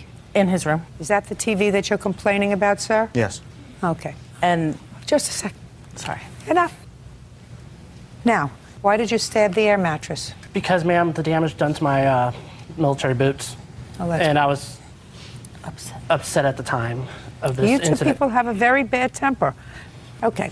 Did you damage his military boots? No, I did not. He confronted me about it afterwards. He said that there was beer spilled on it. And what about cigarette burns that he says were on his boots? He never said anything about that to me. But there was beer? Yeah, there was beer. When was the last time you wore the military boots, sir? Week before the incident, ma'am. So I was out on a routine flight that day. Oh, well, you can't prove that he spilled it unless he acknowledged that he ruined the military boots, did he? I did confront him. He did acknowledge it. What did he say? He just looked at me and laughed and walked away. Oh, that's not acknowledging it. Silence is not acknowledging it. Now, Miss Martin, you have a counterclaim that's probably one of the most ridiculous counterclaims that I've ever heard, because you punched a wall. Right. And you think that Mr. Hutton is responsible for the damage done to your hand and your medical bills and pain and suffering. You have 30 seconds to convince me. The pain and suffering isn't for my hand. It's the stress that I had to go through That's from your his... problem, stress. I have enough stress listening to these cases every day. If you're I not understand like that, the stress, ma'am. you move. If you don't like the stress, you move. You're not married to him. We Move. were moving. Move faster. If he put you and your family through stress, move. He put my kids in danger with having minors drinking, ma'am. Listen to me. It's not that I don't care. It's that you have no cause of action for your stress. Do you understand? Yes, ma'am. Now, get to your injury and get to it quickly so that I can dismiss it. The night of the fight, the night of the party, the next day when I got off of work, I went to confront him about having minors drinking in the house while my children were there. He told me that he could have whatever party he wanted. He paid half the rent. And I told him, I don't care how many people you have here, just don't have minors drinking in the house. We were arguing. He was in my face yelling, and the only thing I could think to do was hit a door instead of hitting him. So you hit the door? To get him to stop yelling at me, yes. You could just walk out. That's an option. Instead of injuring yourself by putting your hand through a door, you turn around and walk out. That's an option. Yes, it is an option. Good. That's why I don't get involved with it. Counterclaims dismissed. You owe him $48 for his air mattress. Thank you very much. That's all. Thank you. Parties are excused. Vote for on the calendar in the matter of Hubbard versus Votava. Parties have been sworn in, Judge. You may be seated. Folks, have seats, please. Mr. Hubbard, the defendant is your mother. Yes, ma'am. According to your complaint, your mother promised to give you some money towards the purchase of a car. Right. You say that she promised to give you at least $1,000. Yes. You went out and purchased a car, and how much did you spend for the car? The car was actually like $5,500. I thought you said you spent $3,000. $3,000 was actually how much I was going to spend on the car when I told my mom. But I actually ended up spending $5,500 because she told me she was going to give me some money. Excuse me. Shh, just a minute. Your Honor? Speak not. I've got pertinent information. We never agreed to any amount of money to give him. Quiet. But we never agreed. Could you be quiet? We never It's the last agreed. time. I actually, you know what, Your Honor? $3,000 was how much I said I was going to spend on my car. That's the truth. You did sign this complaint, Yes, I did you did. not, sir, where you Yes, say I I did. bought a car for $3,000? Right. All right, so let me sorry. see the bill of sale for the car that you bought. Now you Okay. say you spent $5,500. This is actually the loan that I had to take out. You see, Your Honor, actually, you know what, though? The thing is, this whole court... Just a second. Okay. The amount of credit approved was $45.75. Right, because Is that right? Yes, ma'am. Okay. Now you say that your mother promised to give you at least $1,000. When did she promise to give you this $1,000? Okay, I got in my car accident. I totaled my car back in March of 2002. And after that, my stepmother, Vicky, she called my mom and told her about the accident. Then I called my mom just to let her know I was okay and everything like that. And she told me, since how my dad bought the first car, she was going to help me like with the second car. She told me she'd give me like $1,200. And she ended up giving me $200 in May as a down payment. And then she told me she'd give me like $100, you know, a month after that because she couldn't afford to just give me $1,000 like right off the bat. So I said, I was like, you sure you want to do this, you know? And she's like, yeah, your dad helped you. I want to help you the best I can. And I said, okay, that was fine. And so that was the agreement between us. And actually, my mom is really a really good mom. I love her to death. She raised me and my brother and my sister as like a single mom, and she did a really good job. So what are you suing her for? This is the reason why I'm suing her. I'm suing her actually because The way she's been using her money lately just is not right, because she told me the reason why she wasn't giving me $100 a month is because of her financial problems. I thought she had like serious financial problems, but she actually, it comes to like out that she really didn't have that many financial problems, because like a couple months later, she told me she bought 2 new cars. She bought a new car for herself and for my stepfather. And I'm like, you know, if you have financial problems, why do you have enough money to buy 2 new cars? And I had to get I had to work extra hours. I'm in college, so I had to like work like 40 hours a week and go to college, and it was killing me. And I was doing it because I thought she had financial problems. Then to come find out, just a couple months ago, I found out she wants to pose in an adult magazine, and she's putting a portfolio together to do that. So, what does that have to do with you? Well, this is my mom, and I really think it has nothing to do with you. The only issue is whether she promised to give you another $800. Your Honor? She did. I didn't ask you anything. But I have some pertinent information. You said that before, and I said I'm not interested in what you have to say right now, sir. Do you understand? Yes, I do. Okay. And so, she actually told me... Quiet. Okay. Did you have a conversation with your son after he had an automobile accident? Yes, Your Honor, I did. Okay. And did you indicate to him that you would help him purchase a new car? Not exactly. What exactly did you say to him? I told him that I was going to send him $200 to help him with the down payment of a car. Plus, I sent him $50 for his birthday and advised that he use that towards the down payment of a car. I told him that I would try to send him $100 a month, maybe $50 a month, whatever I could try. I don't want to hear you. I'm listening to your mother now. She was quiet. Now you keep quiet. Okay. I want you to try to think. Try to clear your mind. And I want you to try to think of exactly what you said to him. You said you would give him the down payment, which you gave him. And you did tell him that you would try to send him something every month. Correct. How much did you say you would send him every month? I didn't give him a set amount. I told him it would be anywhere from, I said if I could send him 100, I would. If I could send him 50, I would.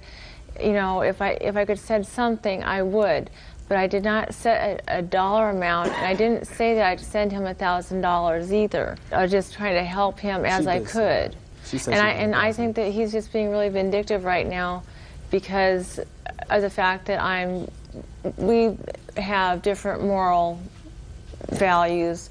Your Honor. And I'm not. Okay, I'm sorry. He's upset with me because I am planning on doing a photo shoot with an adult magazine, and I think that he's just being vindictive in bringing me into court for that money because he doesn't want me to do that. Well, it sounds to me as if you and your son enjoyed a pleasant relationship. Is that right? That is very correct, yes. Okay. How old is he? He's 19. And how old are you? I'm 38. Do you have other children? Yes, I do. How many other children do you have? I have 2. How old are they? 15 and 10. And your 15-year-old is a boy or a girl? Boy. Where does he live? With me. And what about the 10-year-old? She's a girl and she's with me. Okay. If what you're telling me is that your son is upset with you, and you say because we have different morals, that's not probably true.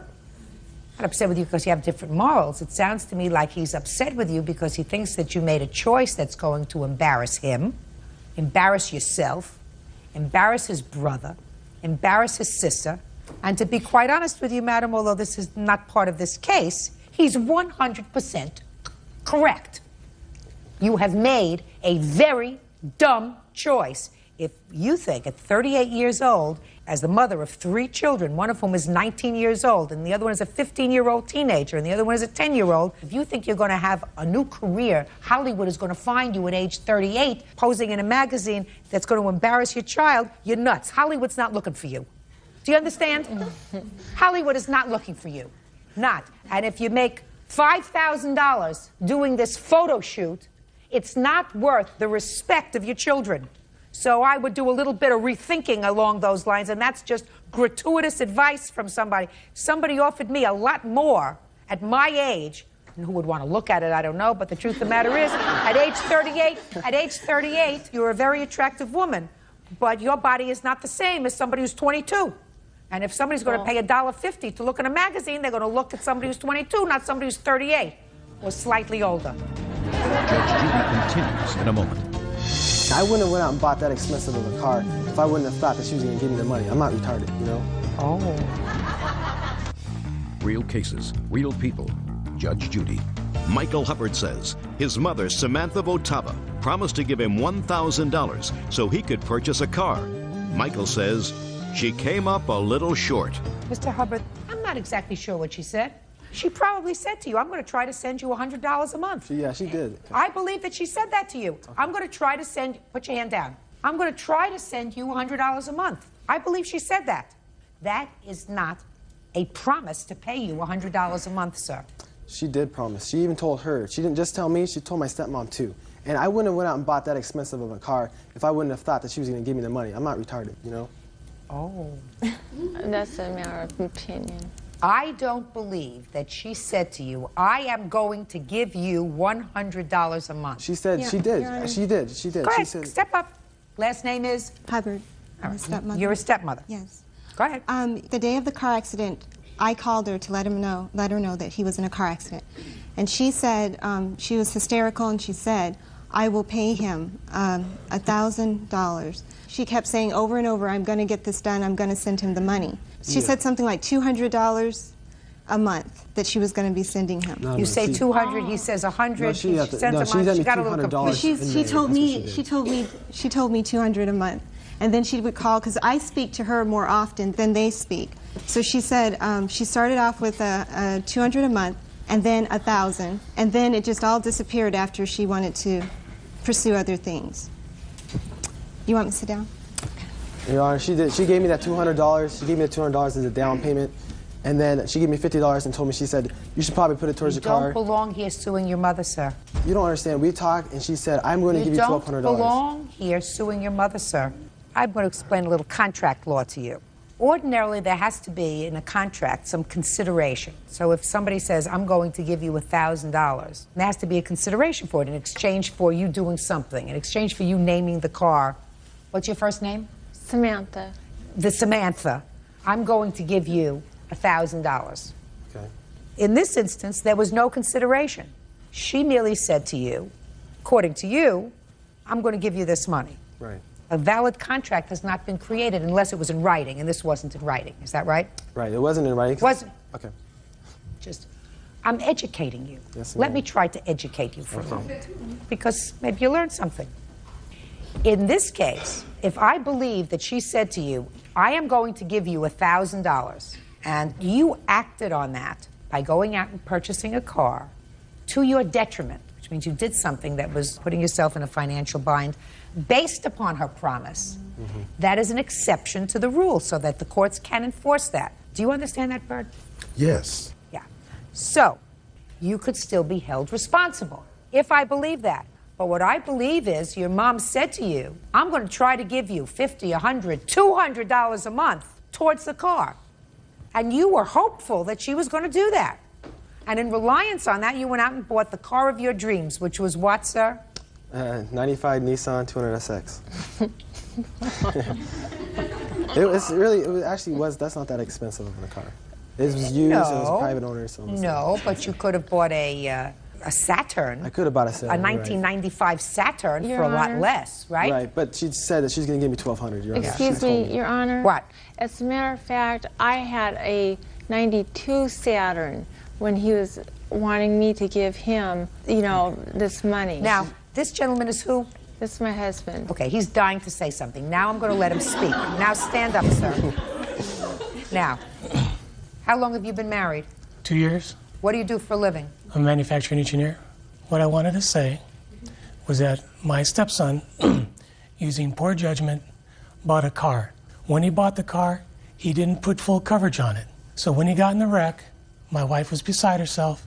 She came to me and asked me, can we send him what we can? And I said, yes, we can send him what we can, but no more, because we're on a tight budget. We got 2 more kids. So his poor judgment in not insuring his car to its fullest extent. Now, it was a mistaken judgment, and he totaled the car, and the best thing that came out of it, he was unharmed. And I also, Your Honor, I had told him in the very beginning to make sure that he had full coverage on the first car, because usually kids wreck their first car. Your Honor, I couldn't afford full coverage. That's like we're not going to make a big first wedding. Thank you for your explanation. Your Honor. Can I tell you something, please? Yeah.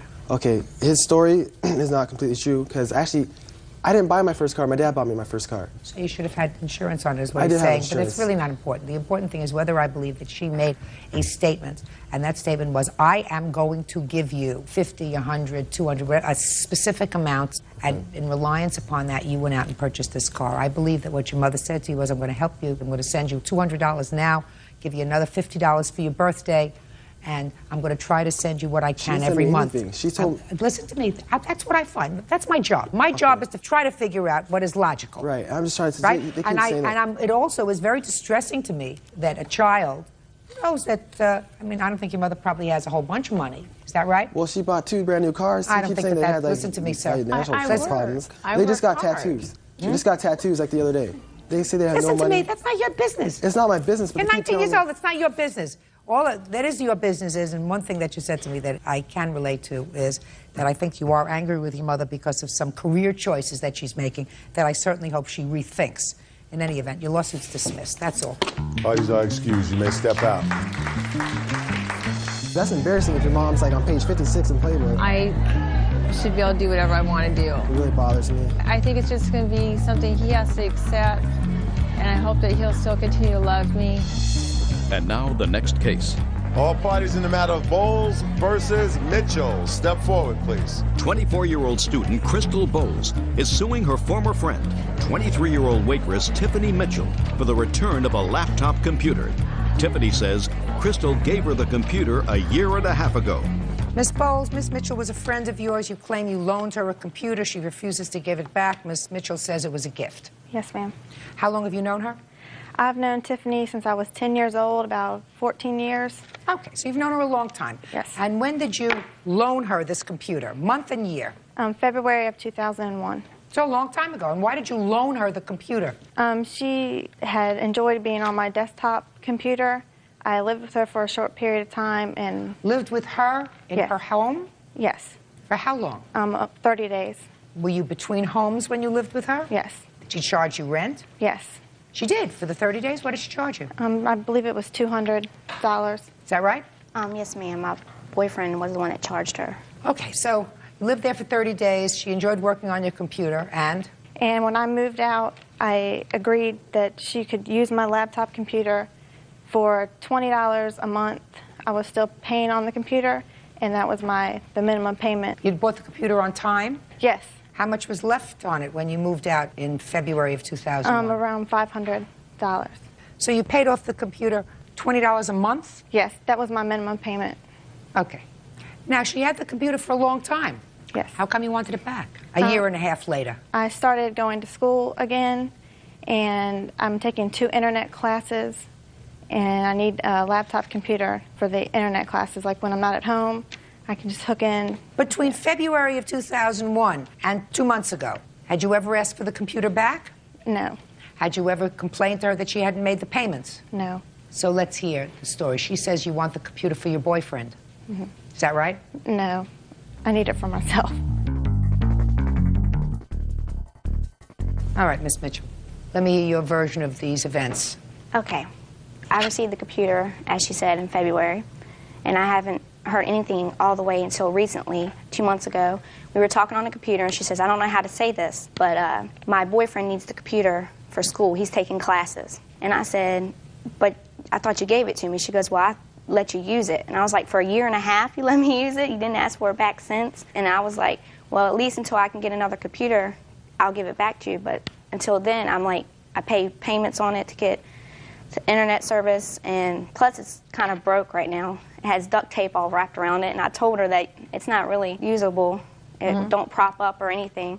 So, Miss Bowles, I'm going to ask you the question again. Do you need the computer, or does your boyfriend need the computer? I need the computer. Do you have a boyfriend who also needs a computer? No. Why would she say that you wrote her an email indicating, I don't know how to tell you this, but my boyfriend needs a computer? Why would she say that? Because me and Tiffany are very close friends, and I was worried that she would get upset with me for asking for the computer back because I know how much she enjoys it. Well, because you gave it to her. Yes, you did. Sure you did. When you left, you had another computer. Is that right? Yes. When you left, you had another computer, and you weren't using this laptop. You said, here, take this one. It's old, and I don't use it. I'm a full-time college student, and I'm a single mother, I wish I had the ability to give my friends laptops, but I don't. You gave her one. Number 413 on the calendar in the matter of Spicer versus Spicer. Parties have been sworn in. Judge, you may be seated. Ladies, have a seat, please. Miss Spicer, this gentleman is your former husband, and you claim that he owes you for a potpourri of things, loans, tattoos, a whole bunch of stuff. And your former husband says you just have to get on with your life. He's gotten on with his, and you should get on with yours, pretty much. Yes, ma'am. How long were you married? 9 years. You have children? Not together, no, ma'am. When were you divorced? June 2001. And then, according to your complaint, there was a period of reconciliation. Yes, ma'am. When was that? February 2000. And while the divorce was pending, you got back together again? Yes, ma'am. And then you allowed the divorce to go through? Yes, ma'am. Okay. After you allowed the divorce to go through, did you still live together? Yes, ma'am. For how long? 3.5 years. Now tell me about the loans that you allege. There was a period of time when he started a restoration shop, an automobile restoration shop. When? That was last year. Tell me about it. He needed to get his shop up on its feet. He went through a downtime. So he asked me if I would put some charges on my credit card so that he could get the 2 cars that he had in the shop up and running. And once he got those sold, he would repay me the money. Were you living together at the time? Yes, ma'am. Who else was living in the household? My daughter. How old is she? 17 now. Okay. How much did he put on your credit card? $1,920. You have those bills? Yes, ma'am. Show it to him. Take a look at those, Mr. Spicer. I want you to look at them carefully, please.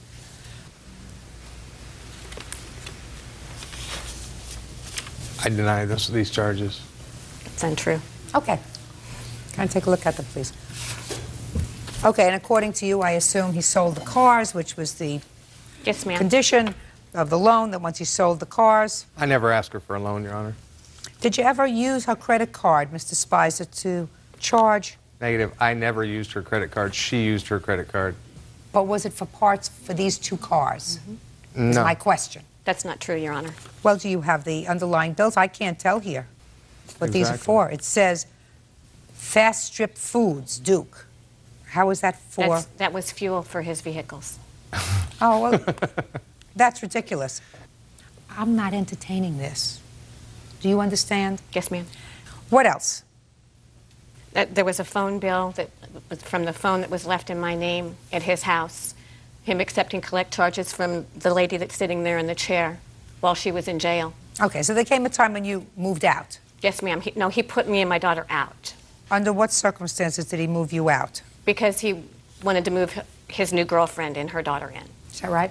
Yes, ma'am. When Mrs. Spicer moved out, she says that you left a phone that was in your house in her name, and you allowed collect calls from this lady to come into the house that she stuck paying for. Is that true?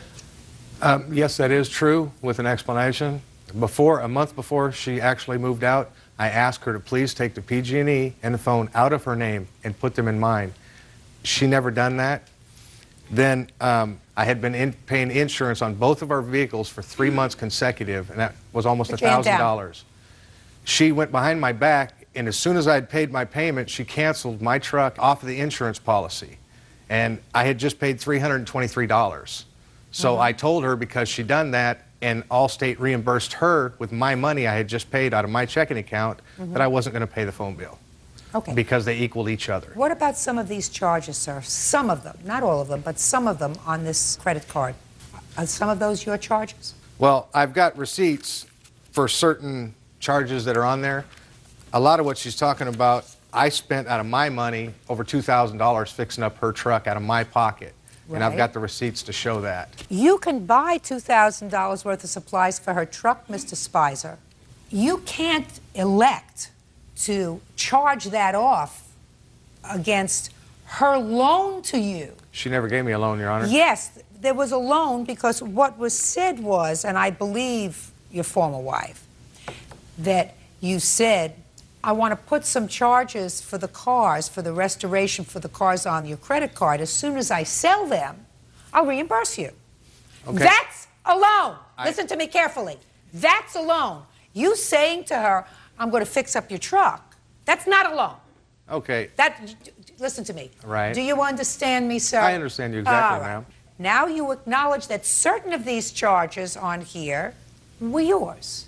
It depends on the dates on them. I opened my shop in January. I used my own money to open my shop. Okay. I didn't see anything on there from January. VW Country, Bakersfield, California. What is that? I'd like to present that. Yes? And what is it? It's for a set of tires that she bought me as a gift for Christmas. The date on the receipt is December 21st. Just a second. I Listen to me. Shh. A set of tires. There's 2 receipts. I bought the rims, she bought the tires. For what? For a doom buggy. What'd you do with it? It's gone. Did it evaporate? Did it go to VW heaven, sir? What happened to it? It's been sold. Who got the money? I did. Right. So you owe her $429. So Listen basically to me. something that's told that it's a gift isn't a gift. Let me tell you, Mr. Spicer, Okay. I believe her when she says that you said to her, want to put some money on your credit card. When I sell it, I'll give you back the money. And whether you like my decision or not, I quite frankly don't give a rat's behind. So, $429. I'm speaking. My mouth is moving. What don't does that have to irritate do me. with my I listened VW to you restoration already. shop? We don't go back and forth. Okay. We don't go back and forth. She tells me her story, you tell me your story, I rule, then you be quiet, we move on to the next order of business. Do you understand? That's the way it goes in court, Mr. Spicer. Right, but you're justifying that one has something to do with the other. What, is there something wrong with you? I didn't build that in my VW Just a second, shop. is there something wrong with you? I've just explained something to you. Judge Judy continues in a moment. You wanted money for a tattoo, you gave it to him? Yes, ma'am. On his leg of his girlfriend's daughter's name. So, what do you want me to do about that? You picked them. That's true. And later today, You think it's going to make your mother and father happy to come and visit you in prison? No. Have they ever had to do that? Yes. You think it made them happy? No. Think it made them proud? No. real cases, real people. Judge Judy. Naomi Spicer says ex-husband Duke Spicer owes for credit card charges, collect calls from his new girlfriend, and a tattoo. Now we're going to move on to the next order of business, part of which is you're going to tell me why you brought this lady to court today. In case I needed her for a witness. For what? For something that she would allege. For what? Give me for what? I have no idea. You just brought her to be irritating. But she can leave. You could step out. Okay. You could step out. You're not necessary. Just irritating. Finish Master, Bakersfield, California. Just paint supplies. 27360. Is that somebody that you deal with? Yes, ma'am. Okay. Did you get the insurance back from insurance that you canceled from the last No, ma'am. premium? Show me.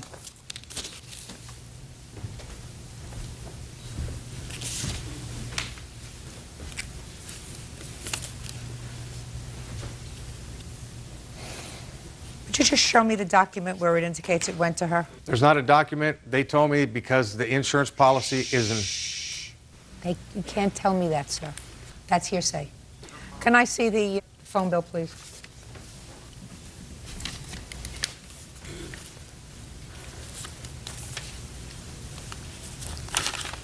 Is your fiancée in jail?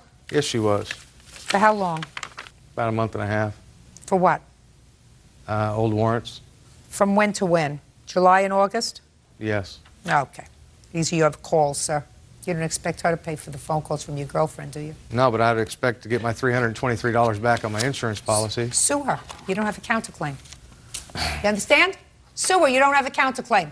Nah, I don't Good. need the money that bad. Good. Fine. Now, what about this tattoo? I'm going to handle it very, very quickly. He wanted money for a tattoo. You gave it to him? Yes, ma'am. We were on vacation. Good. So he had a tattoo put on his leg of his girlfriend's daughter's name. So, what do you want me to do about that? You picked him. That's true. You picked him. What do you want me to do? That's true. I mean, he didn't say to you, I want a loan so I could put a tattoo on my leg, right? You're just annoyed that he put somebody else's name on the Correct. tattoo. That's You're correct. just annoyed. Well, you know, tell that to your therapist. This is a court. Judgment for the plaintiff in the amount of $1,199. That's all. What is our excuse? You may step out. It's the point that he shouldn't have a woman pay his bills. He should be a man and pay his own bills. She's just vindictive. She's jealous. She lost him and I got him. As far as me being jealous that he's with somebody else, no, I'm over it. She tried setting me up and had me put in jail, quite a few different things. I foolishly took him back. I loved him. She moved 2 doors down from us, so life stays interesting. She was stupid for paying for the tattoo, which was my daughter's name. She's obviously upset about that. So I won my case. I proved my point. I proved that he's the liar that he is. And now the next case. All parties in the matter of Blackman versus Jackson, step forward, please. 27-year-old student Shawnkeeta Blackman is suing her neighbor, daycare provider Cheryl Jackson, and Cheryl's son Giovanni for the cost to fix her car. Shawnkeeta says 14-year-old Giovanni got drunk, took his sister's car, and crashed it into her vehicle. Miss Jackson, this is your son? Yes. How many sons do you have? 3. How many of them got drunk and damaged Miss Blackman's car? 1. Him? Mm-hmm. What's your name? Giovanni. Who did you get drunk with? My brother. How old is he? 12. How old are you? 14. Where'd you get the liquor from? Store. Who bought it? We stole it. What kind of liquor did you steal? E&J. What's that? A&J is cognac or something like that. Cognac.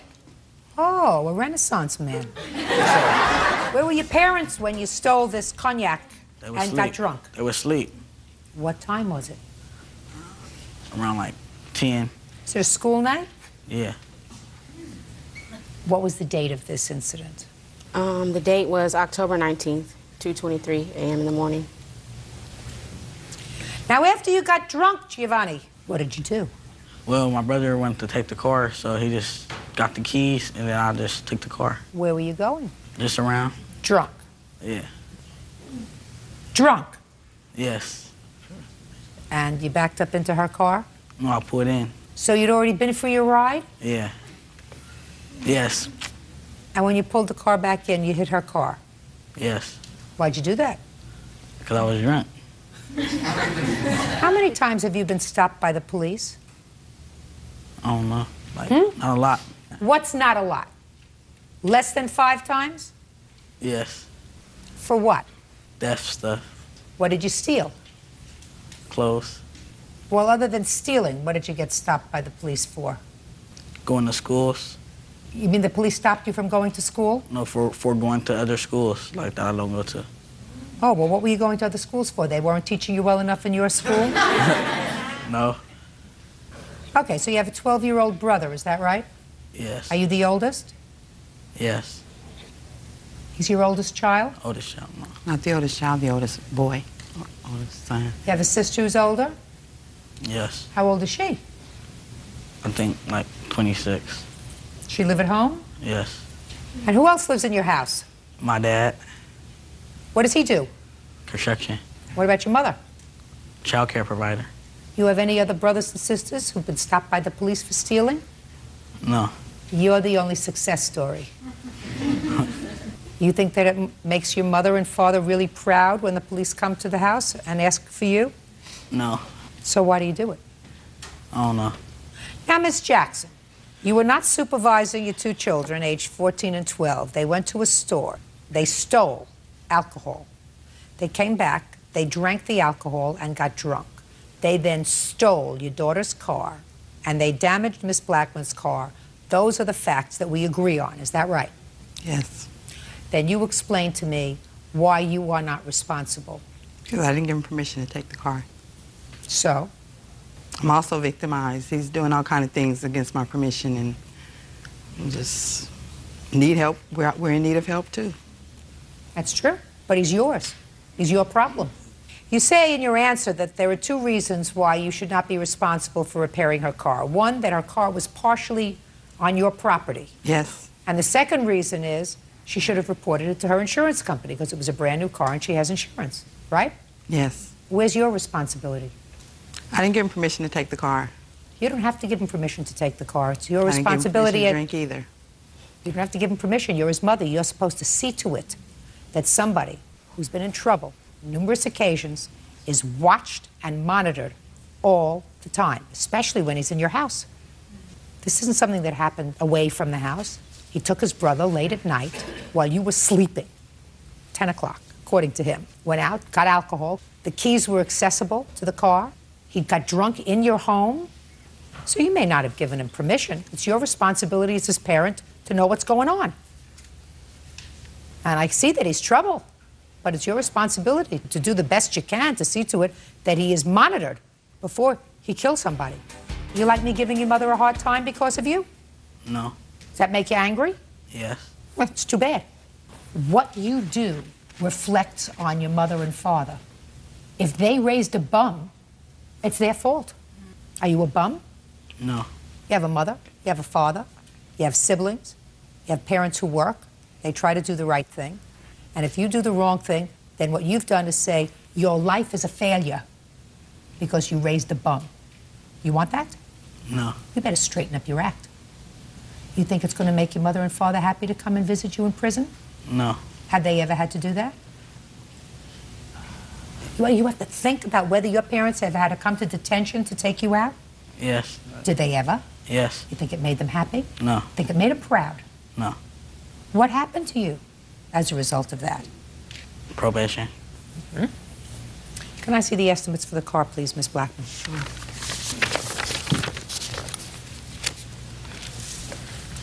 Father work hard, Giovanni? Yeah. It's hard labor, isn't it? Yes. You know how much money he makes? He gets paid by the hour? Does he get paid by the hour? Yes. How much does he make an hour? About $19. You know how many hours he has to work to make $3,408? No. A lot of hours. Anything you have to say to me? No. Come up with something like, I'm sorry I was such an idiot and caused my parents so much aggravation. And I'm sorry I damaged Miss Blackman's car. I want to hear all those things from you. Louder! I'm sorry for damaging Miss Blackman's car. What else? And I'm sorry I put my mom in debt through this. Has he ever spent a weekend in jail? He spent 3 days in juvenile hall. That's where we picked him up from. Has he been in trouble since? He won't go to school. He won't keep the probation. He won't go to school and keep the probation, right? He needs to stop drinking and smoking. Maybe Bird can have a conversation with him. Maybe. In any event. Judgment for the plaintiff in the amount of $3,408. That's all. Parties are. This is case number 39, Your Honor, on the calendar in the matter of Smith versus Bruffett. Thank you. You're welcome. Parties have been sworn in, Judge. You may be seated. Ma'am, have a seat. Mr. Smith, it is your claim that the defendant defrauded you and leading you to believe that you were the father of her child. You want attorney's fees and all kinds of compensatory damages. Ms. Bruffett says that you knew all along that you were not the baby's biological father, and she is counterclaiming for harassment and other stuff. I assume that there was a time that two of you were in a relationship. Yes. When was that? 2001. Are you asking me? I wasn't there. No, it was in 2001. And when was your daughter born? My daughter was born January 7th, 2001. Were you together at the time? Yes. Yes, we were. I'm going to go to you. Your answer suggests that Mr. Smith was aware all along that he was not the child's biological father. I'm going to hear your explanation with regard to that. Yes, he was, Your Honor. We had started dating briefly when we were working together in December. December of 2000? 99. December of 99. Yes. He had left Minneapolis and went to Chicago for what he said would be a brief period of time when we first started dating, in turn being quite a few months. How many months? He left towards the end of January of 2000. He did not return until close to the end of April of 2000. Is that right? No. Ain't no way Chrissy told me that that little girl was mine, and I signed it. Whether you went to Minneapolis. No. I was working in Minnesota, so ain't no way I left. Okay, keep going, Miss Bruffett. My child was conceived at the very beginning of April by Matthew Moore. When he returned, it was the end of April. He had known of me and Matthew's relationship, but was Don't persistent. tell me what he knew. Tell me what you said to him. I had told him that I was in a relationship when he had came back from Chicago. Matthew, in turn, towards the end of May, had left and decided he was moving to Florida, and me and Tyrone had started dating again then. But he knew I told him that I was pregnant before he had came back from Chicago in a phone conversation. Is that right, sir? No, ma'am. Doesn't sound right to me. No, ma'am.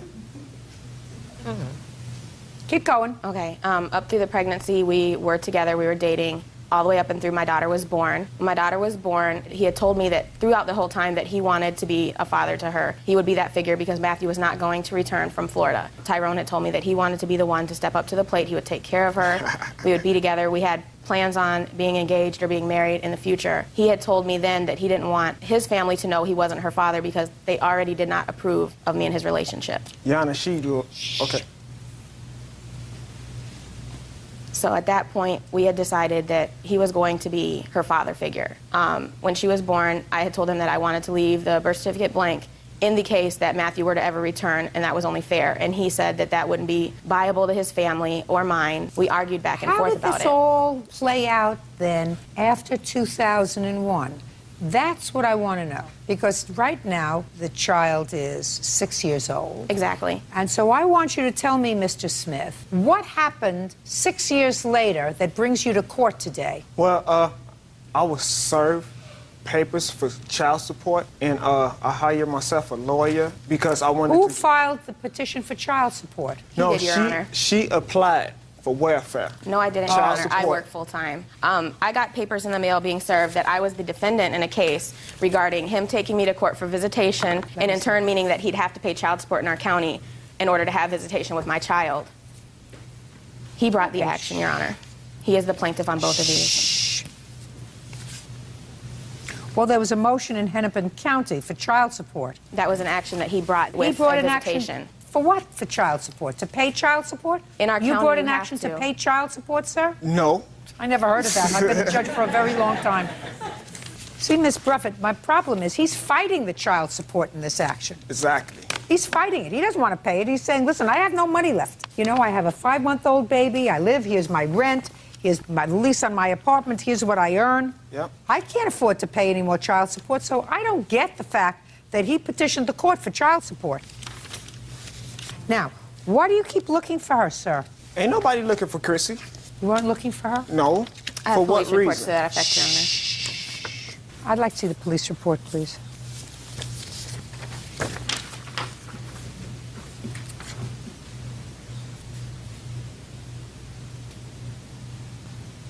The only indication here that's interesting is he said he wanted to come over to see the child they have in common. And victim, that would be you, advised that he couldn't come over and that he's not supposed to be calling. So he said, I want to come over to see my daughter. And you said he couldn't. You didn't say it's not your daughter. Ain't no way I called. Shut. Okay.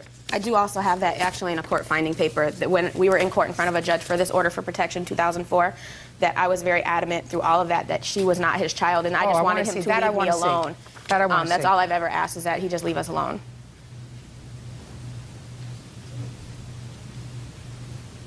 Sir, what I want to know is why you're here now in 2007 when in 2004 she clearly told you that you were not the father of this child. Right. She told you that Exactly. 3 years ago. Yep. What woke you up now? What woke me up now was, I don't know, it took Your me, Honor, you he know, has been harassing me for 6.5 years. This is just another form.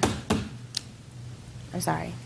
What woke me up, I don't know. Well, why don't you say something to try to wake me up, sir? She told you at least 3 years ago. Listen to me. At least 3 years ago. Right. At least 3 years ago, she insisted before a judge that you are not the father of the child. Why she didn't let that be known to the child support people then? Listen, I don't see any of those papers. I mean, you don't have those papers. What you gave me were papers where, in the matter of the child, you are the plaintiff. Exactly. You're the plaintiff, not the county. You're the plaintiff. Otherwise, Your Honor, he'd have papers to the effect of Hennepin County. And that's Tyrone. July of 2006. Exactly. July 2006. Listen, if you're going to agree with me once more, I'm going to throw you out and grant this petition. Do you understand? Okay. Good. I don't get it. Yeah, I'm kind of lost too. You got me lost too. Well, I'm kind of lost too. I mean, you were told by a judge 3 years ago that she says you're not the father of the child. And now you want attorney's fees and court costs and everything else for an attorney that you just hired 3 years later in order to get visitation and have a blood test done, and you want the blood test done. She told you weren't the father. Yana, I had to hire that lawyer because I didn't have an address. I didn't know how to serve her Your her Honor, my papers. address is private from him. She put an order of protection on me, so ain't no way I can get her address. Exactly. What did you need her address for? So she can get served her papers. What for my, papers? For I don't want to hear Visitation you. to Don't see you get Ali. it? To see, visitation You know, to see I don't Ali. think that you're worried about him because you keep interrupting him. You know, if you were cowering and worried about him, as you indicate you are in your answer, then you wouldn't be freely contradicting him. Now, when was the last time, Miss Bruffett, that you alleged that Mr. Smith bothered you? The last incident was the last job that I had to leave because of him when I filed for that last order for protection Would you give in me the 2004. date, please? It was February of 2004. Well, that's a long time ago. It's over. Put a period. Finished. Yes. Not a good idea, if I believe you, which I'm sort of on the fence about. Not a good idea to insert somebody else's name on a birth certificate that is not biologically related to a child. It confuses the child. Put your hand down. Do you understand? I do. Unfair. I do. Unfair. Look what happened. She'll go try to get a kidney from him. And what'll happen when she's 18? Ridiculous. Mr. Smith, you are finally free. Yes, ma'am, I am. Thank you. I am. I dodged the aunt. And Miss Bruffett would really like you to leave her alone. Been there, done that. Long time And ago. I think that you're going to leave her alone. Oh, yeah. Been there, done that. I got a wife and a son that needs me more than anybody, you know. Your case is dismissed. It's over. Finished. Put a period. So is yours. Finished. Over. It's dismissed. Goodbye. Thanks, Your Honor. Parties are excused, sir. Stay here. This is just, like I said, another form, another way to get at me, another way to find me, seek me out. Ain't nobody thinking about a big... Come on, now. I'm sure there'll be something else in the future. For some attention. I wish him the best. Hope he's happy with his new family. Kind of sad because I didn't get the money that I had to pay for that lawyer. Just leave me alone. But it's all good. For fraudulently representing himself as a divorce attorney. She is asking for the return of his fee.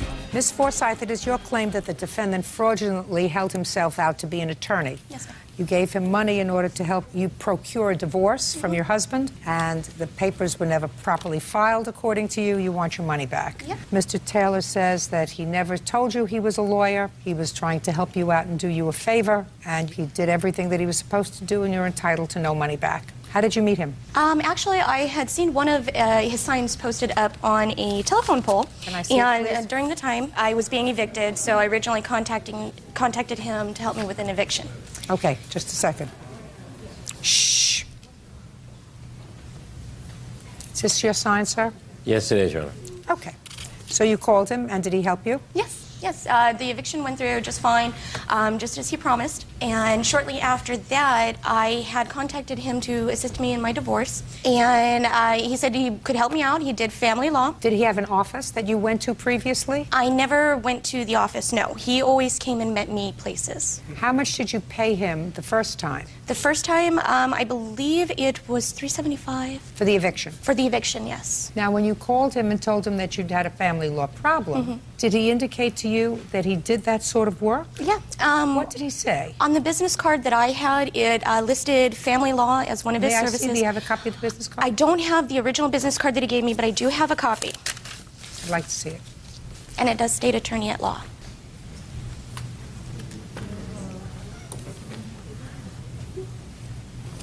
Where did you get this copy from? On my contract, that address right there, when I went there looking for him when I was trying to get my money back, the leasing manager there, she gave me the copy of that business card. But that's the exact same business card that I had. You recognize this card? No, Your Honor, I don't. No. Is this a copy of your contract, sir? Yes, it is, Your Honor. And, Your Honor, I do have...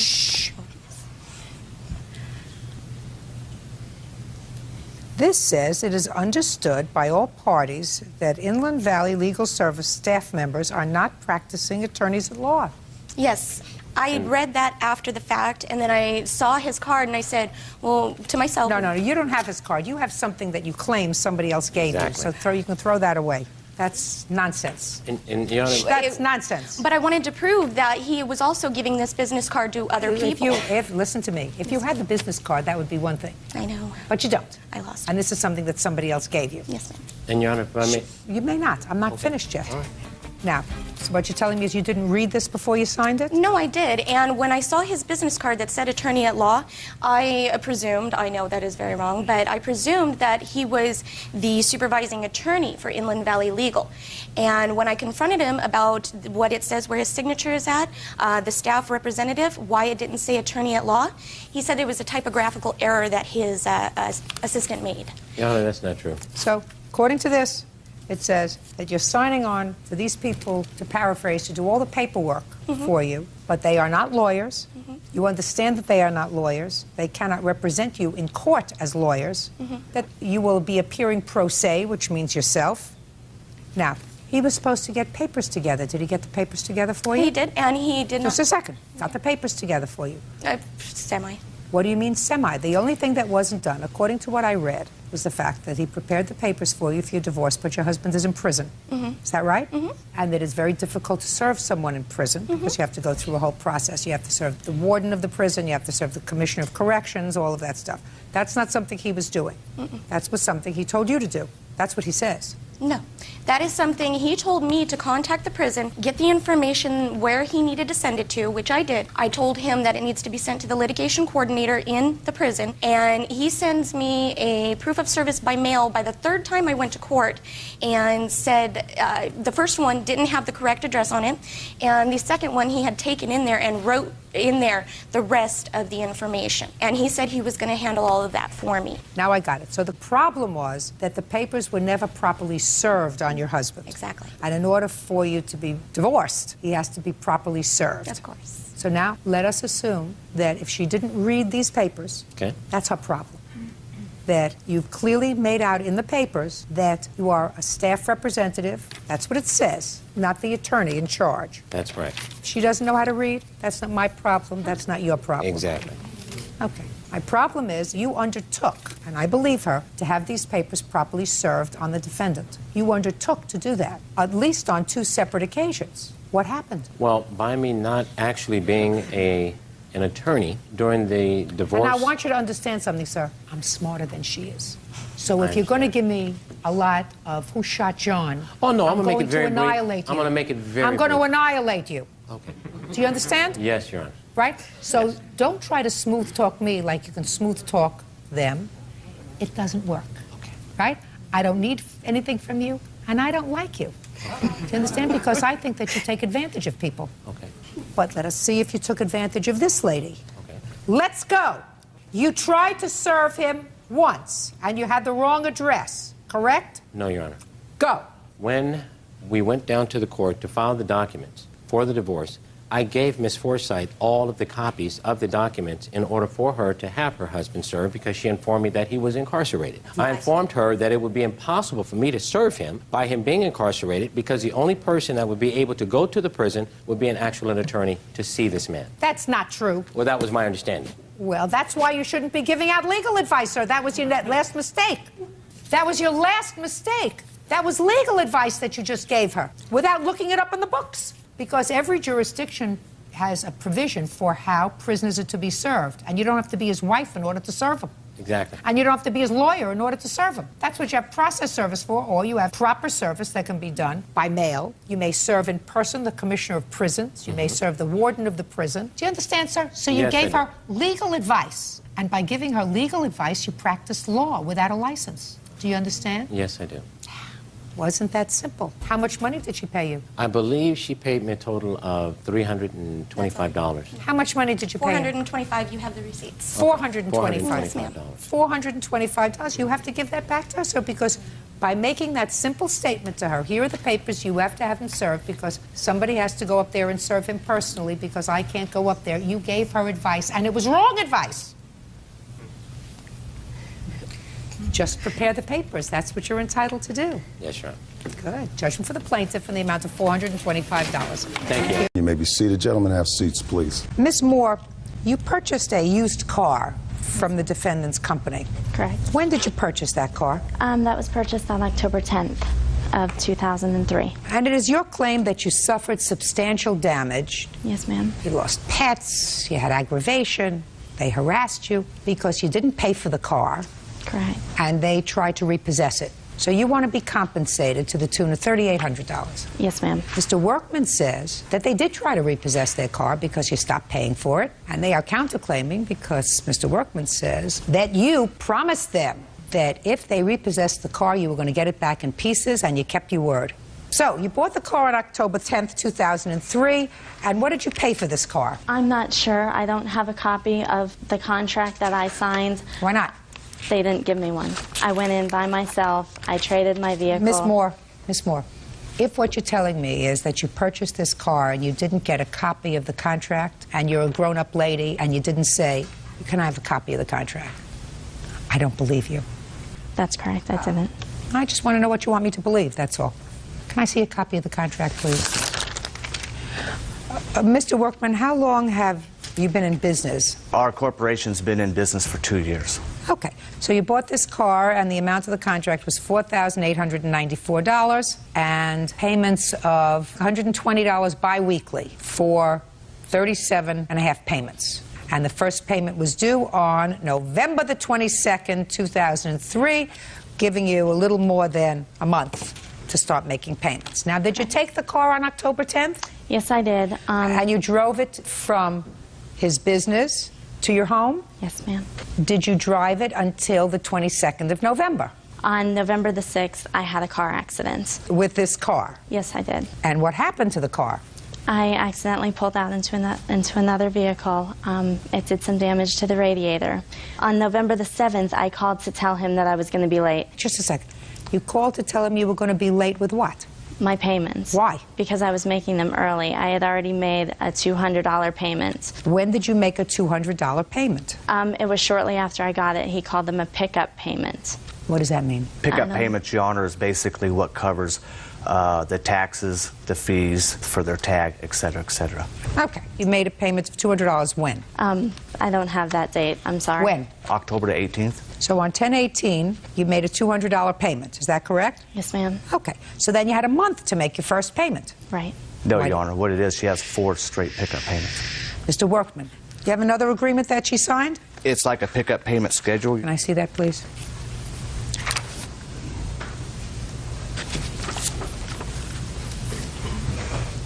Okay, so she did sign a second contract, and the second contract says that there are 4 of these sort of pickup payments that cover taxes, license plate, title, and miscellaneous fees, which, Mr. Workman, I wouldn't be happy with this. You understand that? Because there's a lot of who shot John. You understand what I'm saying to you, sir? Yes, ma'am. This is sort of outrageous, and you understand what I mean when I say that this is hokum? We do that, Your Honor, because a lot of times they don't have the down payment plus for the taxes and title. Listen to me. What are miscellaneous fees? You got $400 there. We always charge what they call a delivery fee. What does that mean, delivery fee? It's prep fees, Your Honor. It's baloney. It's baloney. I just want you to know that I know it's baloney. Yes, Your Honor. And you know it's baloney. All right, but you got the car. Now, you called him up, according to you, and said, I'm going to be late with my payments. He's not your brother, your father, your husband, your best friend. He doesn't give a rat's behind whether or not you have problems. You bought a car, you took his car worth $5,000, and before you know it, lickety-split, you're not making payments. You pay $200, and then you say, Now, after you paid the initial $200 on the 18th of October, Miss Moore, yes, ma'am. And I want you to be a crybaby, after you made the $200 payment, the pickup payment... 2 pickup payments. Of how much? $200 a piece. Okay, so you paid a total of $400. Yes, ma'am. And when did you make the second $200 payment? It was, I believe, a week or 2 after. I'm sorry, I don't When did she make the second $200 payment? She only made 2 payments, Your Honor. That was the 18th, and the following week after that. So she stopped making payments on the after that. I didn't ask you anything else. I said, when did she make the second payment? She made the second payment on or about the 25th of October, a week later. Now, after the 25th of October, when did you make your next payment? I hadn't made another payment on it. Fine. When was the first time that they tried to repossess the car? On December the 2nd. Okay. So you missed the payment that was due on November 22nd. Yes, ma'am. And 2 weeks later, they tried to repossess the car. Tell me how they tried to do that. I was getting out of the shower. I heard a noise. I looked out my front window and saw a white car. I hurried, got dressed, ran outside, and saw Mr. Rios. This gentleman right here? Yes, coming around the back. I said... Is that right, sir? Yes, sir. I Okay, said, step up. I said, excuse me, can I help you? I didn't know who he was. He said, I'm here to take the vehicle. I said, no, you're not. Why I had said that was I had talked to Neil. He said it wouldn't be a problem. So I was kind of confused because Neil had told me it was okay to see Mr. Rios there. Is that right, sir? No, ma'am. She told me she was having financial troubles, okay? And what'd you say? And I told her we need a payment in here as soon as possible. Okay. That sounds more logical than if you say, well, I forgive you, you can make a payment when you can. We need the payment here as soon as possible. Is that the last conversation you had with her? No, ma'am. Did you call her back and say, listen, I've given you an extra week or so? No, ma'am. Why not? Right then and there, I knew she was going to default on the loan. Well, what made you think you have a Ouija board? Judge Judy continues in a moment. I took your car. I didn't pay for it. Yes. And unless you release the car so that we get the car for free, we're going to sue you. That comes under the category of major chutzpah. Real cases, real people. Judge Judy. Lori Moore says auto finance manager Neil Workman owes for the attempted repossession of her 96 Geo Tracker. Neil says Lori returned the vehicle in shambles. Now, she did in fact call you, sir, and say, I'm going to be late. And you said, well, we need a payment here as soon as possible. And within 2 weeks of the date the payment was due, Mr. Rios went to repossess the car. Don't you think it would have been good form to give her a call and say, listen, we're going to come to repossess this car unless you get a payment in here? We didn't start repossession procedures until December the 1st. What I'm saying to you is your first payment, sir, was due November 22nd. She had already made your 4 pickup fee payments. So we're not talking about a month or 2 months here. We're talking about less than 2 weeks. Yes, ma'am. 10 days. What if she had gotten her payment to you 5 days on November 27th? I would have stopped repossession procedures. Listen to me. You didn't start them until December 1st, Mr. Workman. What if she had called and said, I'm going to be a little late with my payment? And you said, we need a payment as soon as possible. And she got her payment to you on the 27th or the 28th of November. I would have never started repossession procedures. Right, because that's really not late. If you're 5 days late, people usually don't start repossession in 5 days, right? Right? No, ma'am. You start repossession in 5 days? Within 5 days, if they default on the first payment. Well, she really didn't. She made 4 payments. She made 4 payments, and one of them was for this bogus delivery fee. Right? No, Your Honor. She only made 2 payments of $200, $100 and another $100. I thought you said that you sent in $200 twice. I did. Let me see the checks. I do not have them. It was cash that I gave. I have the receipt, Your Honor. Can I see them, please? Yes. Miss Moore. Yes, ma'am. Don't try to put one over on me, madam. I'm not. I did make those payments. Don't try to pull one over on me, madam.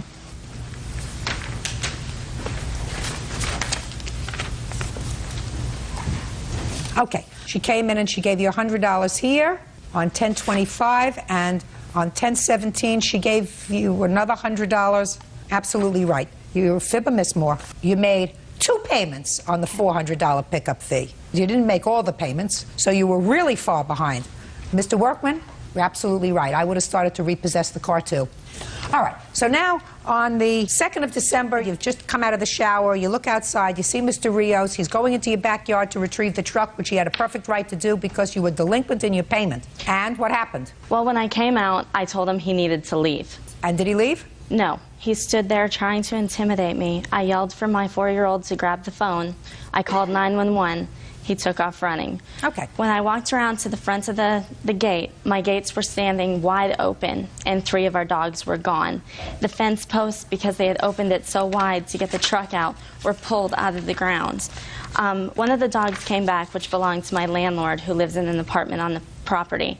My dog did not come back, as well as one of his. All right. Now, the only reason that I have a question for you is, why didn't you just take the truck? I didn't take the truck because she was inside the car. As soon as she saw me coming in, she went and ran and got inside the car.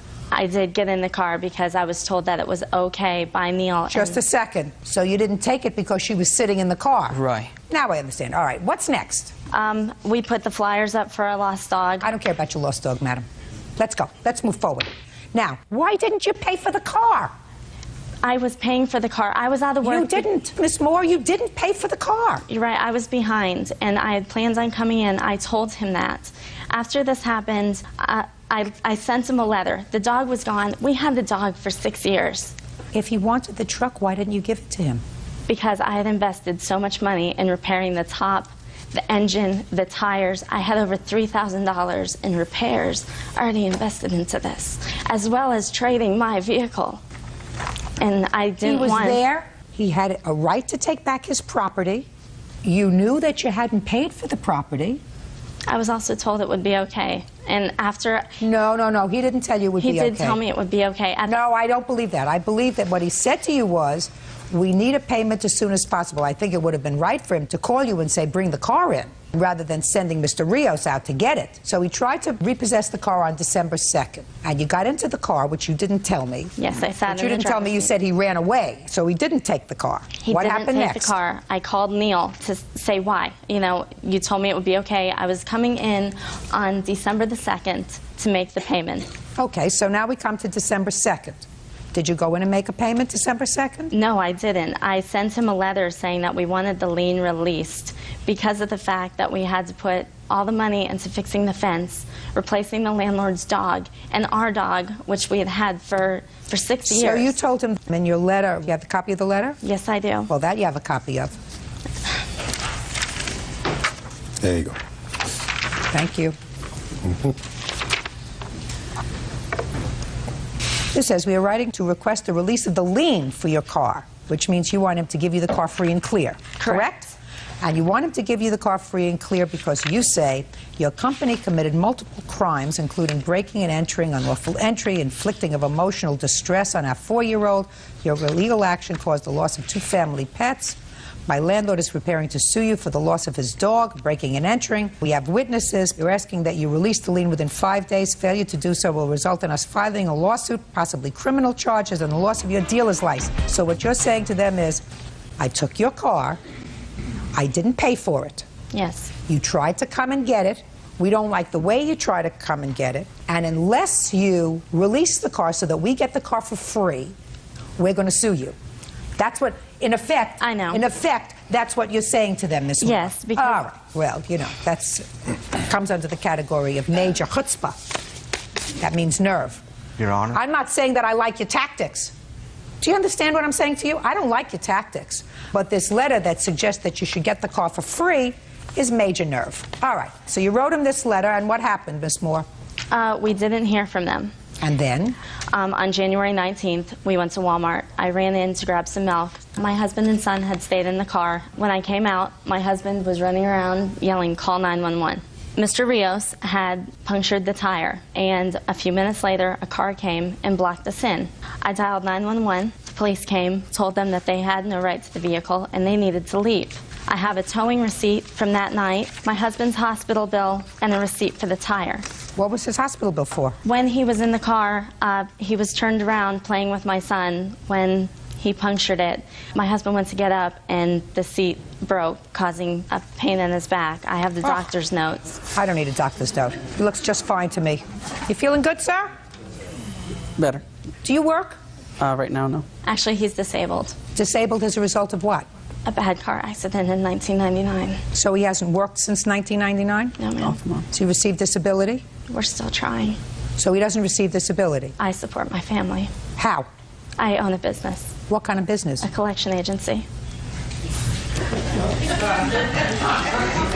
Okay. So it's those 2 incidents that you're suing him for, madam? Yes, ma'am. Okie dokie. Good. Now, when did you finally give him back the car?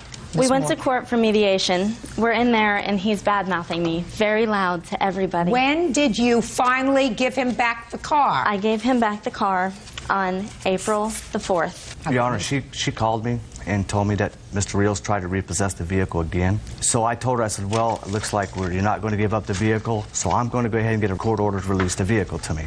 She quoted saying, if you do, I will deliver the car in pieces. That is and I have pictures up here of the vehicle after she delivered it.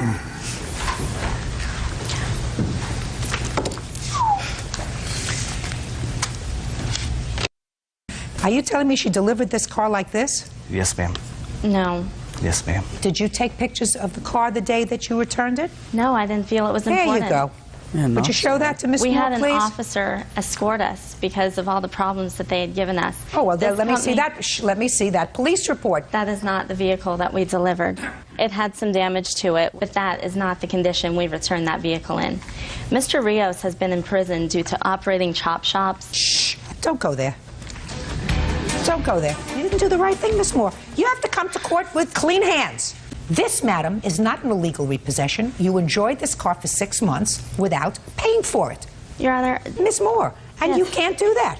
You buy something, you pay for it. If you don't pay for it, the company, even if you're dealing with people that are questionable, I mean, I don't like this contract, and I told them I don't like this contract, but you're a businesswoman, you have, according to a collection agency, yet you want me to believe, Miss Moore, that you purchased a car and I didn't take my receipt. I didn't. And I didn't take a copy. Miss Moore, I'm sympathetic only marginally with you. You didn't do the right thing. You purchased a car and then you sought to get it for nothing. Now, I'm not 100% positive that this is her car. I mean, I have a VIN number here and I have to be able to see that this is the same car. She says it's not, this isn't the same way she delivered it. I'm not so sure because Miss Moore fibs. Your Honor. What? When we went to court for it, the judge, because they filed to sue under a false name, the judge gave them 30 days to amend their suit. That was on April the 28th. They didn't refile again until after I filed my lawsuit. How And, come Your you didn't Honor, do it? How come you didn't do it? What we was going to do, Your Honor, is just write it off as a bad loan. Well, then maybe that's what you should do, sir. Maybe that's what you ought to do. You had 30 days in which to refile. You didn't do that. So you are bound by this judge's order. As far as your complaint is concerned, Ms. Moore, you buy something, you pay for it. You're in business. You know that. You wouldn't like it if, in your business, if you collected a fee from somebody and the business that you collected a fee for didn't pay you. What would you do? What would you do? That's how you're in business. That's I how would, you support but your family. I have laws that I go by, and I have never let... One of the basic laws, madam, is if you buy something, you pay for it. Otherwise, it's called stealing. Your case is dismissed. That's thank you. Sworn in. You're welcome, Judge. Parties have been sworn in. You may be seated. Ladies, have seats, please. Miss Jordan, Mr. Hill is a former boyfriend of yours and the father of your child. Right. You want him to pay you damages because you claim that he filed a false application for a protective order against you. Right. Because of that, you suffered certain legal costs, you lost time from work, and you suffered as a result of emotional damage. Right. Mr. Hill says everything he said in that application for an order of protection or protective order was true, and he is counterclaiming because he says that you damaged some property in a hotel room when you had a hissy fit about something. He had to pay for it. And then he says that you made some false statements about him when you applied to the court for child support, and he wants to be compensated for that.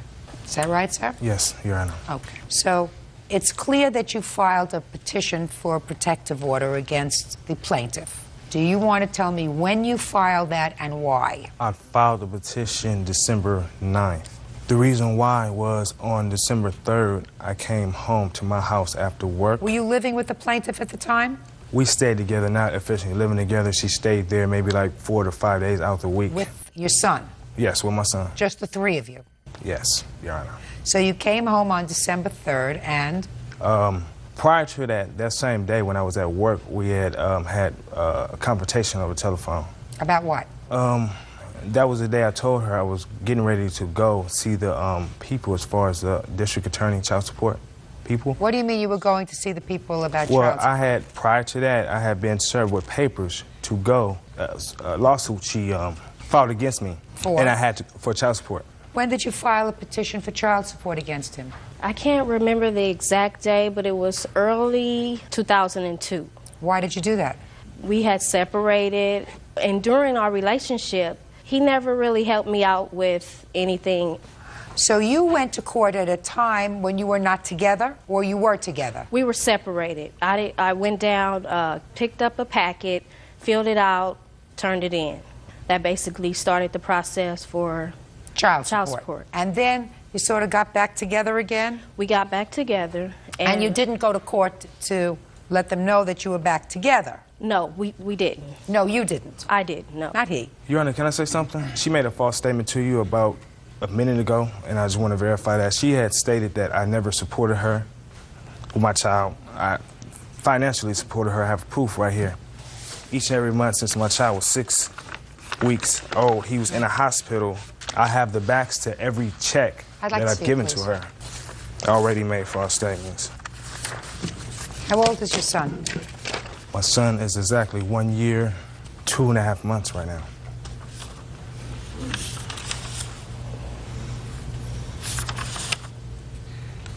Looks like he gives you money pretty regularly.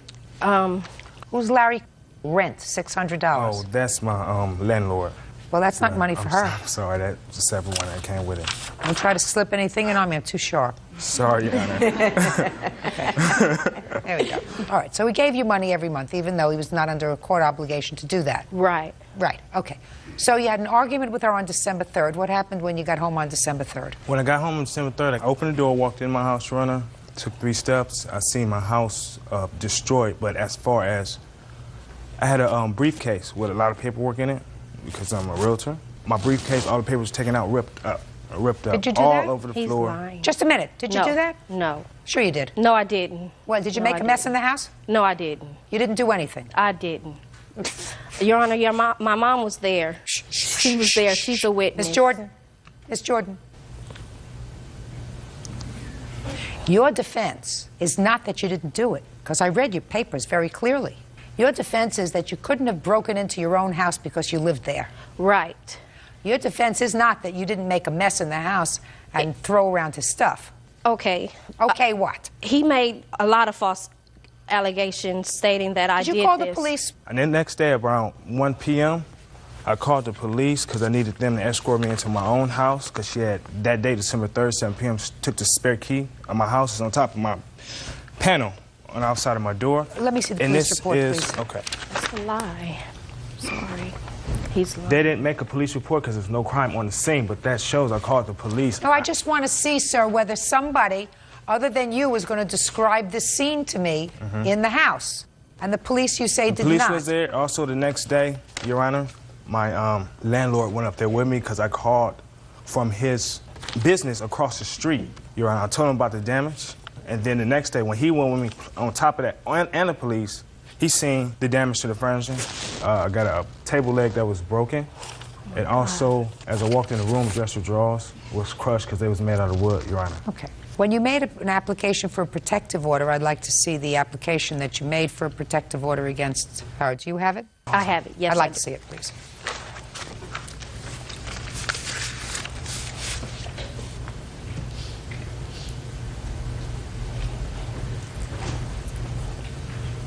This application for a protective order says that on July 21st, you hit him for the first time. Lie. It's not true. Well, no. At the time, she punched me in the face with a closed fist. I called the police. Around August or September, defendant threw a Bible at me and hit me in the face. On December 3rd, we got into an argument over the telephone while I was at work. When I arrived home, later on, the defendant, our son, and the defendant's mother were present in my home. The defendant had stolen my spare key to my house to let herself in. Well, that's not true. Is that right? Thank you.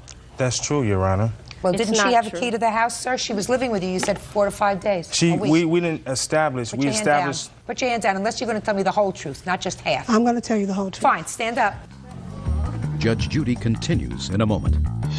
I've been through too much drama with him and his sister over there. First, I want to know who you are. I'm Princess. I'm his sister, as she said. What does that mean, sister like this? What does that mean?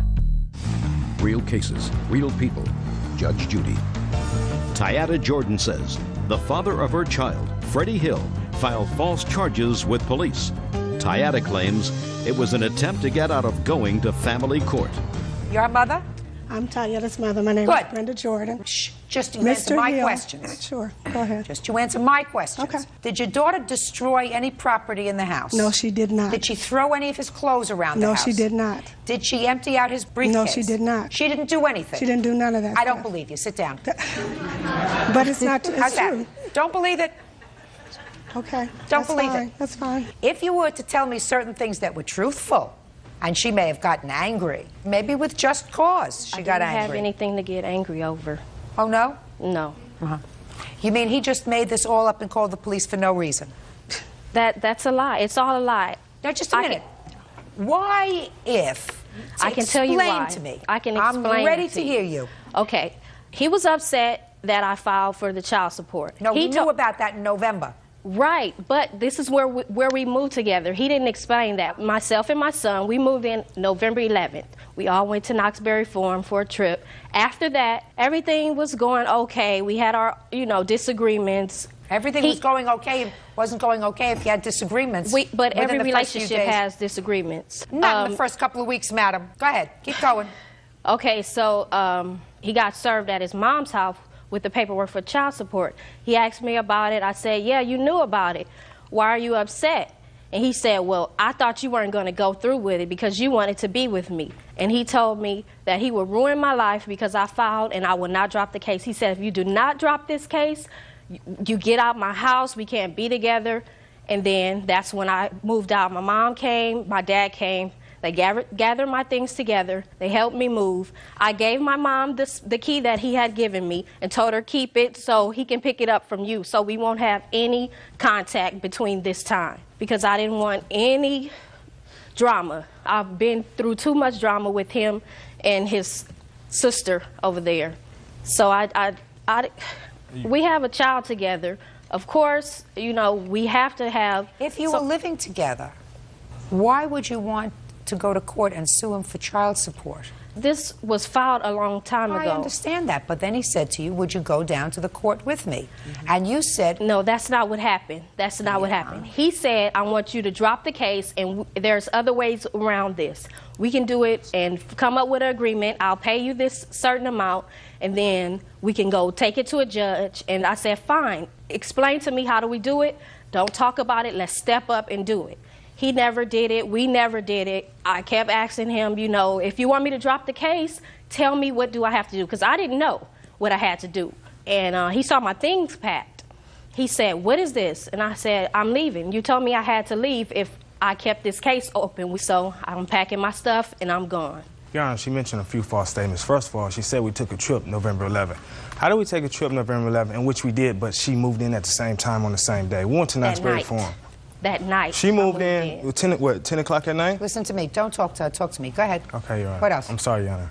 Come on. But, okay, Your Honor. The plans was from November 11th for us to get together and eventually have plans on moving together by December 1st, okay? That's not true. Yeah, just a second. The reason Now you're fudging it, sir. Listen That's to me. not true. Now you're fudging it.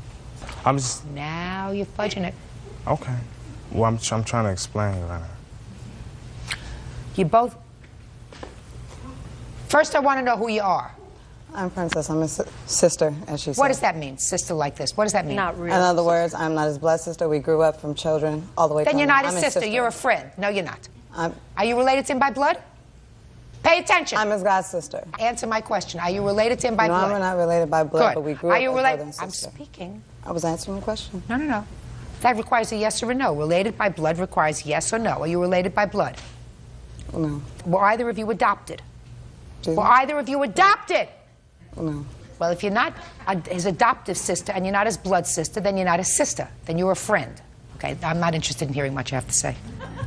Look, I believe certain things, Miss Jordan. I believe that you probably made a mess in the house.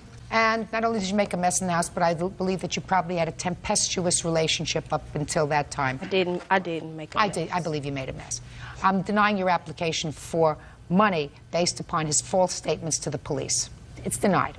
I'm going to get to your application, sir. You say that she made false statements when she went to apply for child support. I'm not interested in the hotel damage, except as it regards her temper. So what I want you to tell me first is, when did you get the papers from child support? Can I say something, Your Honor? No. So far, her claim is dismissed, and you're ahead of the game. Now I want to see what you have to show me about your countersuit. Your Honor, I got to back up just a little bit. I have extra evidence, too. Did you hear what I said? This was the case where I went to go, I put in for a restraining order against her. It wasn't for child support, Your Honor. Excuse me. It was the papers from... Maybe I'm crazy. I am suing Tayada for $500 for defamation of character. I was hurt to find out when I went to court that Tayada lied and said that I was a drunk and never saw my son as a way to put me in a bad light. At the time, Tayada was staying with me almost every night, so I saw my son almost every day. Yes, this is from the court where I went to go get the restraining order, Your Honor. She stated things here about me. So it had slandering my nothing to do parents. with the child support? No. Oh, fine. Let me see.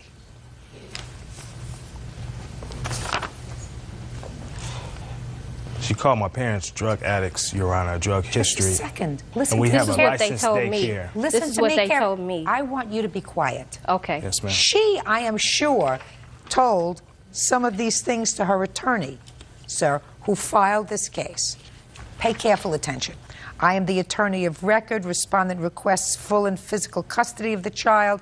Respondent objects to visitation by the petitioner. Okay? So this is his affidavit. Now, there's no question that he got his information from her. There's no question about that. But this is his affidavit. I want you to understand that. I understand, Your Honor. Okay. So you both told things, some of which were untrue or a little bit padded. That be a fair statement? I don't understand. Well, did you and your son drive in a car with him? We have before. Not my son, not much. I have. Every time that our Did son you was in the car, I drove. No, that's not what you just said. You just said not much. He Are you wouldn't- telling me? He wouldn't let him drive in the car because he had an old raggedy car, and he said he didn't trust it with him. So we didn't really drive him in the car. I drove. Do you most of the understand time. that I don't believe you? Well, then, I'm telling the truth. you just say most of the time. I drove most of the time. And the other time?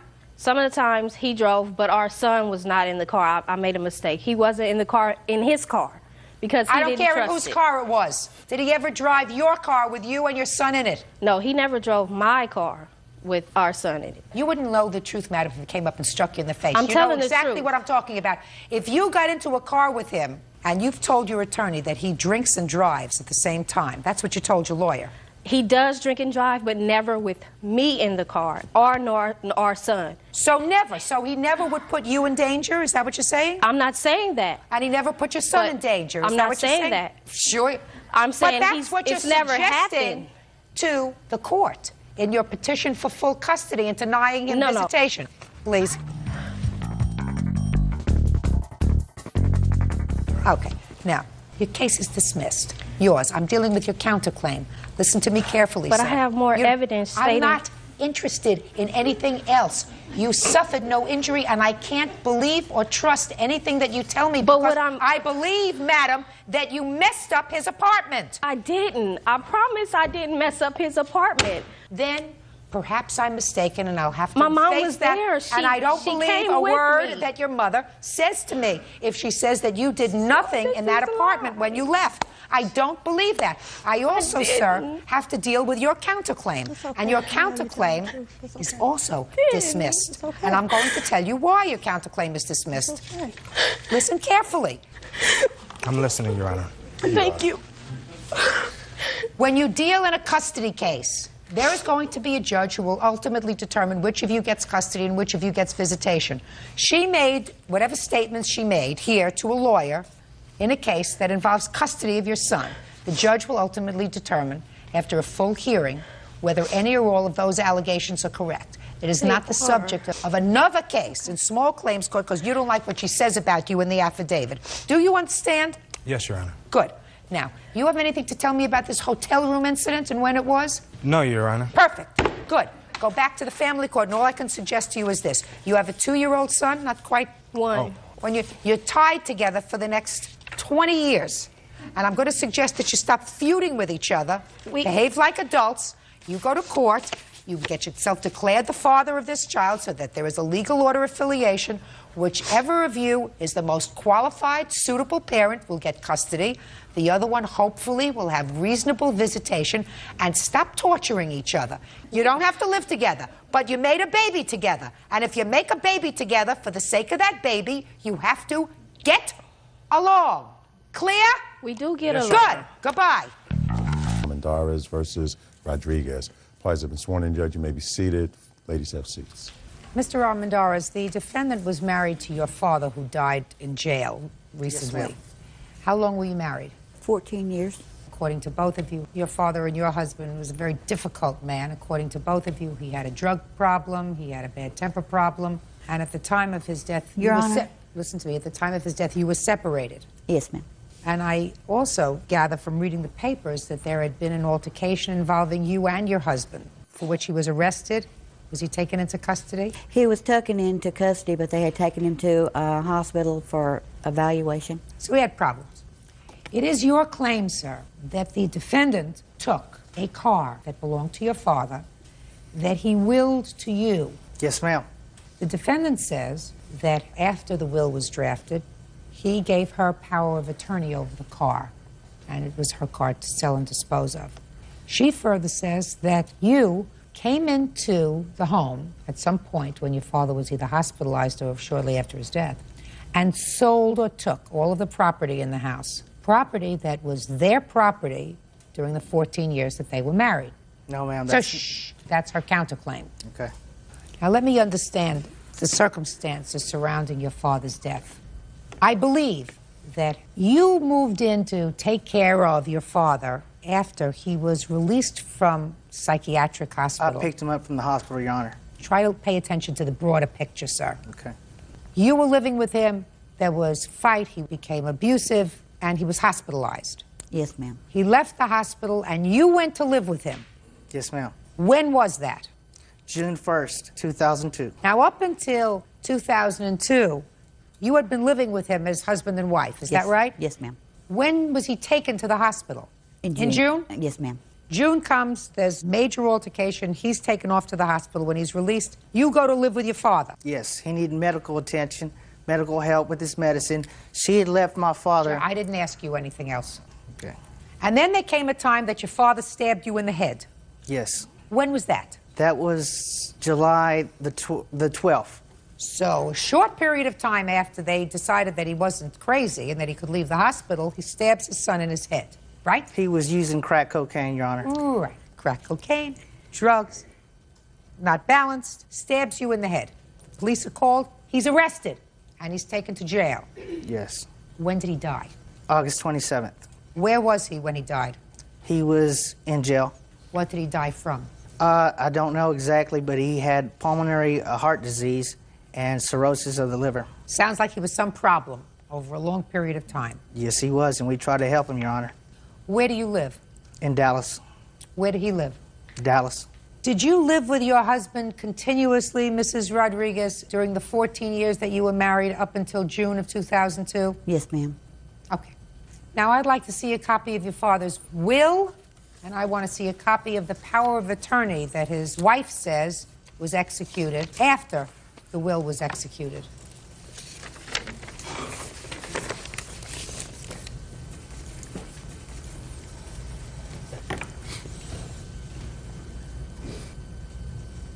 The date on this was changed, madam.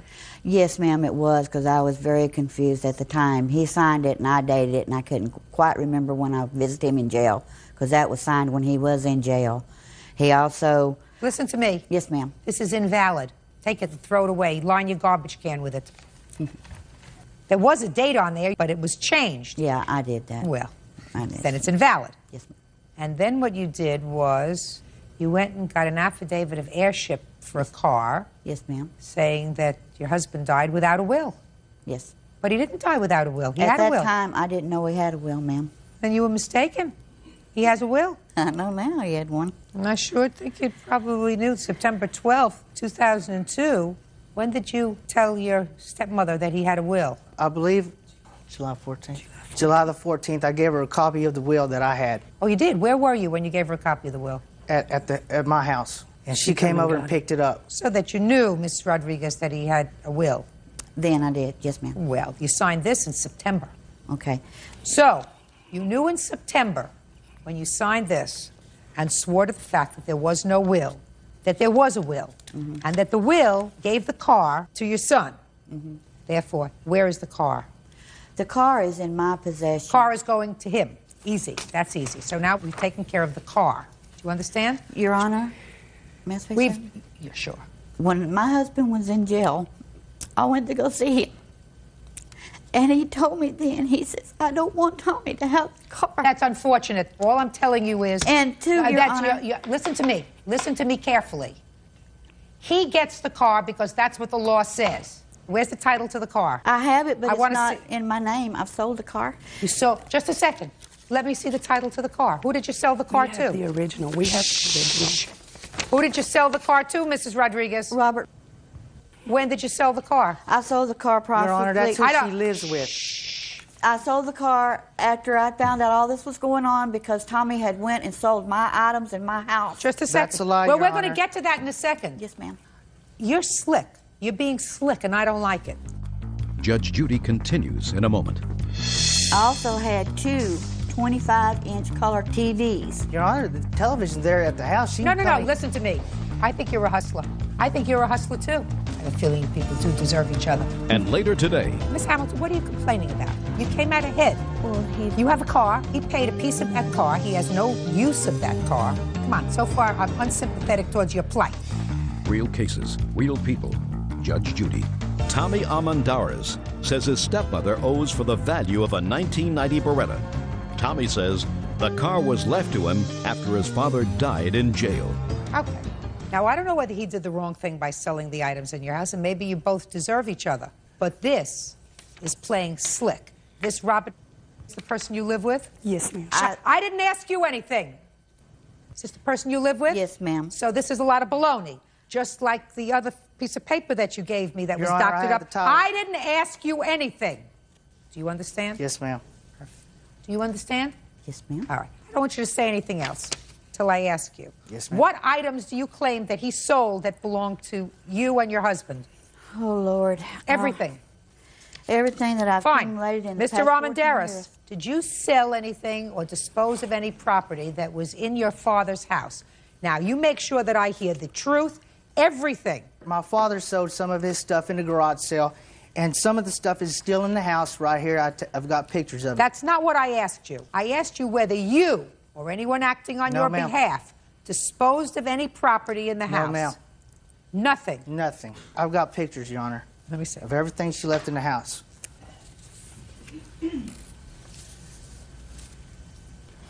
What was the date? And all this stuff is still there? 15th. Yes, ma'am. It's all there. It's all there.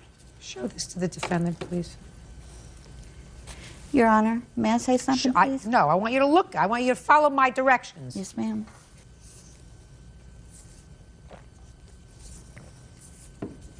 That stuff is still in the house. Do you want that stuff? Yes, ma'am. I'd like to have it, but there's still some stuff that's not there. What?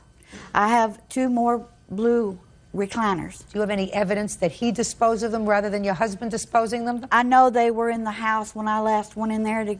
I have a police report where he called the police on me. I'm talking about you. I'm talking about Because from the he's having a time you garage left. sale. Listen to me.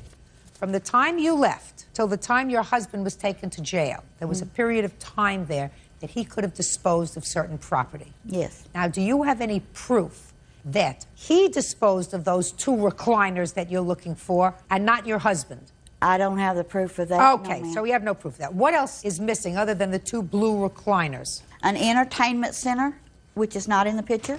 Do you know Your anything Honor, about my father sold that in the garage sale. when? I'm not sure on the date. It was 5:15 is when we picked him up from Parkland. It was a week later. Okay. Go ahead. Okay. I also had two 25-inch color TVs. Where are those? My father sold that in the garage sale. He was making room for us to move some of our furniture in the house. So Why would he sell television sets? He had a television in each of his rooms. Well, where are the television sets that are there, sir? He sold He sold them. No, no, no, listen to me. I have a feeling you people do deserve each other. If your father had televisions in each room in the house, and I look at those pictures, and I don't see any television sets in those pictures, There is one television in the house. I forgot to take a picture of it, Your Honor. I think you're a hustler. I think you're a hustler, too. Your Honor, the television's there at the house. She No, can no, no. come and You get it. said to me, listen to me. You said to me, these are the things that are in the house. And all of a sudden, you leave out certain electronic equipment. One television, Your Honor. No, I don't believe one television. I don't believe that your father would sell all the televisions and leave one television. I and had how many televisions myself, Your Honor, when I and how- moved in. And how many televisions were there? No, no, don't speak. Look, talk to me. It was about 3 or 4. If you say another word, madam, There under was your about breath, you're 3 leaving. Do you televisions. understand? Unless I ask you a question. I think he had about 3 televisions in there, but he did sell them in a garage sale. I don't believe you. What's next? Yes, ma'am. I had a Queen Anne Victorian couch. That's not in the picture? Couch. My father sold it, Your Honor. We had furniture too. He wanted to get rid of his old furniture to make room for our furniture so we'd have a place to put it. Your Honor, may I speak? Who are you? This is my daughter. Does she have any information about when these items were sold? Yes, ma'am. And Step up. She also has... Okay. Your last name? Lamb. Go ahead. The Queen Anne Victorian couch would not have been sold by my stepfather for the simple fact it was an heirloom. He treasured that as much as my mother did. There are many items on this list that my father, my stepfather, who to me was my father, that were important to him. There are some things on here that he wouldn't have sold, especially... Well, I don't know that. Is that what you want to tell me? Sit down. Sit. Okay. This is so easy. Very, very easy. She's a hustler. She had no right to do what she did with your car. The car really should have been yours. Right now, there is a third person who has a title in that car, and I'm not getting involved with it. I might have, under ordinary circumstances, gotten involved with it, but I think that you sold some property. Either sold, kept, moved into your house that belonged to your father, and that you felt as if you were perfectly entitled, since she left, to dispose of and use the property any way you deemed fit. Your Honor, I believe that that's what you did. You are not going to convince me that you didn't either take or sell those television sets. And I don't know whether he was attached to a couch or not. Mr. Armendariz, unfortunately, you don't get your car. And unfortunately, you have a counterclaim. And your counterclaim is for property. Yes, ma'am. Property that you thought was yours. I hope you got a good price for the car, because you'll have to go and replace some of the items with the money that you got from selling him the car. Yes, ma'am. Good. Goodbye. Parties are excused. You may step out. It's been pretty hard. It would have all worked out if he would just let me have my stuff. She left him. She didn't care about his medical problems. I'm glad it's over with, because it's been torturing me for a long time. And now the next case. All parties in the matter of Hamilton versus Meisha. Step forward, please. 24-year-old truck parts assistant Denise Hamilton is suing her ex-boyfriend, 24-year-old waste management supervisor Mark Meisha, for a series of unpaid loans. Miss Hamilton, the defendant is your former boyfriend, and it is your claim that you made 2 loans to him. He's no longer your boyfriend. You want the money back. Yes. When was the first loan, and what was it for? It was for his car insurance. He had gotten behind, and I'd recently gotten a credit card, so I told him I would loan him the money. The agreement was he was going to pay me back in full by the time the date came for the bill. Okay, how much was that? $471. Okay, let's deal with one loan at a time. Did she put your insurance bill on her credit card? Yes.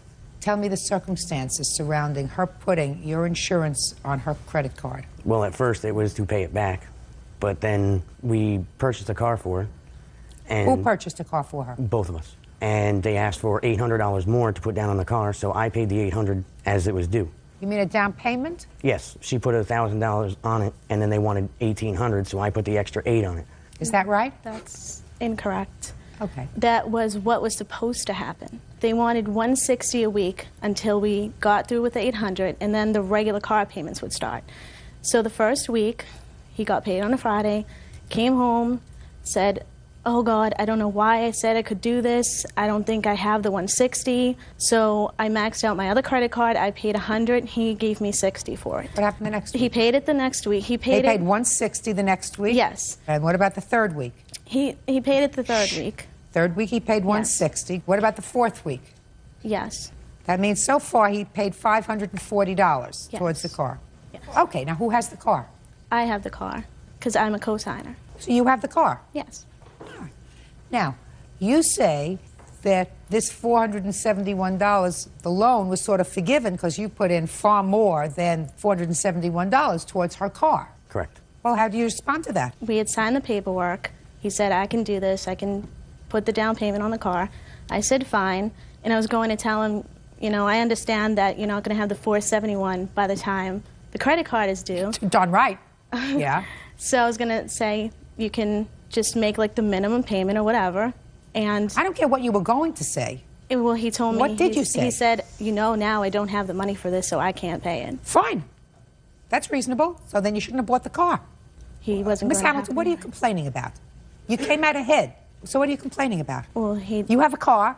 Yes. He paid a piece of that car. He has no use of that car. You loaned him because he didn't have it, $471, and he loaned you a hell of a lot more than that because you didn't have money. Come on, so far I'm unsympathetic towards your plight, Miss Hamilton. What's next that you gave him money for? I loaned him $1,300. For what and when? It was in August 15th. He was supposed to go put a down payment on an apartment for me, him, and his best friend, and basically just took off with it. And I had to go looking for him, ask him what happened to the money, ask him why we didn't have an apartment. Okay, go. $1,300. Okay, she Look at me. Sorry, she signed the check over. What check? It was a check for $1,300. But the agreement was, like she said, it was to make, payments for the apartment. And when I got out there, we basically started going astray, and I needed a place to stay, and I just used the money to get a place to stay. So you owe her the $1,300. Well, I don't feel that I should owe money for money that was supposed to be put up, and then all of a sudden we sat down and said, okay, it's not making out. What kind of double talk is that? Okay. Sometimes you have to say, I owe her the money. I did the wrong thing. But I have. You took $1,300 from her in August, Right, and but then never you once took off. did she ever say it was a loan for one. It was to be used for the down payment on an apartment. It may have been used as a down payment on an apartment, but only for you. And the original intent was for it to be used as a down payment on an apartment for both of you. Therefore, if you weren't using the money for a purpose for which it was given to you, you must give it back. Right. Do you understand? Yes, I'd give it back. Perfect! I'd only half of it anyway. What? From what I understand, from what I've been told, part of it was a loan, and I'd only owe half of it anyway. Now we have a different story, so explain that to me. I'm not exactly sure on the whole detail. It was lent basically on her, and both of us owed it. As soon as she would have gotten the apartment, I would have had to pay it anyway. Judgment for the plaintiff. Các em thân mến, chào mừng các em đến với video ngày hôm nay nhé. Ở bài học này thì cô trò chúng ta sẽ cùng ôn tập lại phần hỗn số. Cụ thể ở đây là phép nhân và phép cộng của hỗn số. Ở đây các em biết là để tính cái bài toán này thì chúng ta sẽ phải sử dụng nhân chia trước, cộng trừ sau, đúng không? Chúng ta sẽ phải tính tích này trước. Ở đây chúng ta sẽ tính tích này riêng trước nhé. Đối với cái tích này thì các em phải biết là đối với phép nhân hỗn số thì chúng ta phải đổi ra phân số. Ở đây chúng ta sẽ viết được dạng thành là 8. 2 nhân 4 là 8, 8 nhân 3 là 11/4. Và nhân cho ở đây là 77, cộng cho 8 sẽ là 85/11. Đúng ạ. Ở đây chúng ta sẽ nhân luôn. Ở đây chúng ta thấy 11 với 11 là chúng ta bỏ được này. Đúng không ạ? Chúng ta sẽ viết lại thành 11 nhân 85 trên cho 11 nhân 4 thì sẽ bằng 85/4. 85/4 chúng ta sẽ viết được thành hỗn số là 8 chia 4 được 2. Đúng không ạ? Và 5 chia 4 là được 1, 21. Vậy thì ở đây sẽ là được 84 còn 1/4 nữa. Bây giờ chúng ta sẽ tiến hành cộng. Ở biểu thức này chúng ta sẽ cộng cái số này vào. Ở đây sẽ là 4.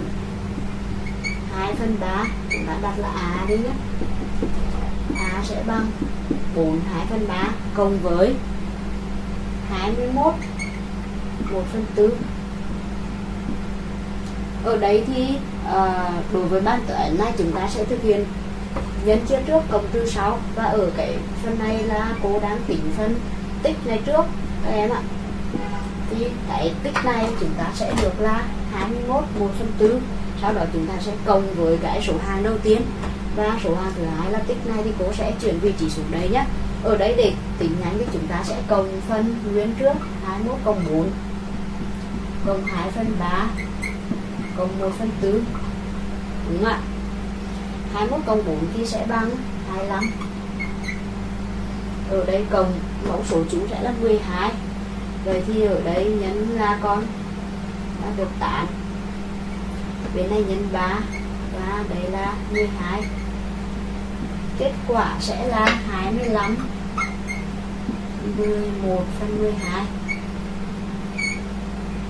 Đây là giá trị của biểu thức A, 25 11/12. Do đó mà khi đối với làm những bài toán này thì các em phải nhớ được quy tắc. Đó là trong một biểu thức thì nhân chia trước, chúng ta phải thực hiện trước, còn cộng trừ chúng ta thực hiện sau.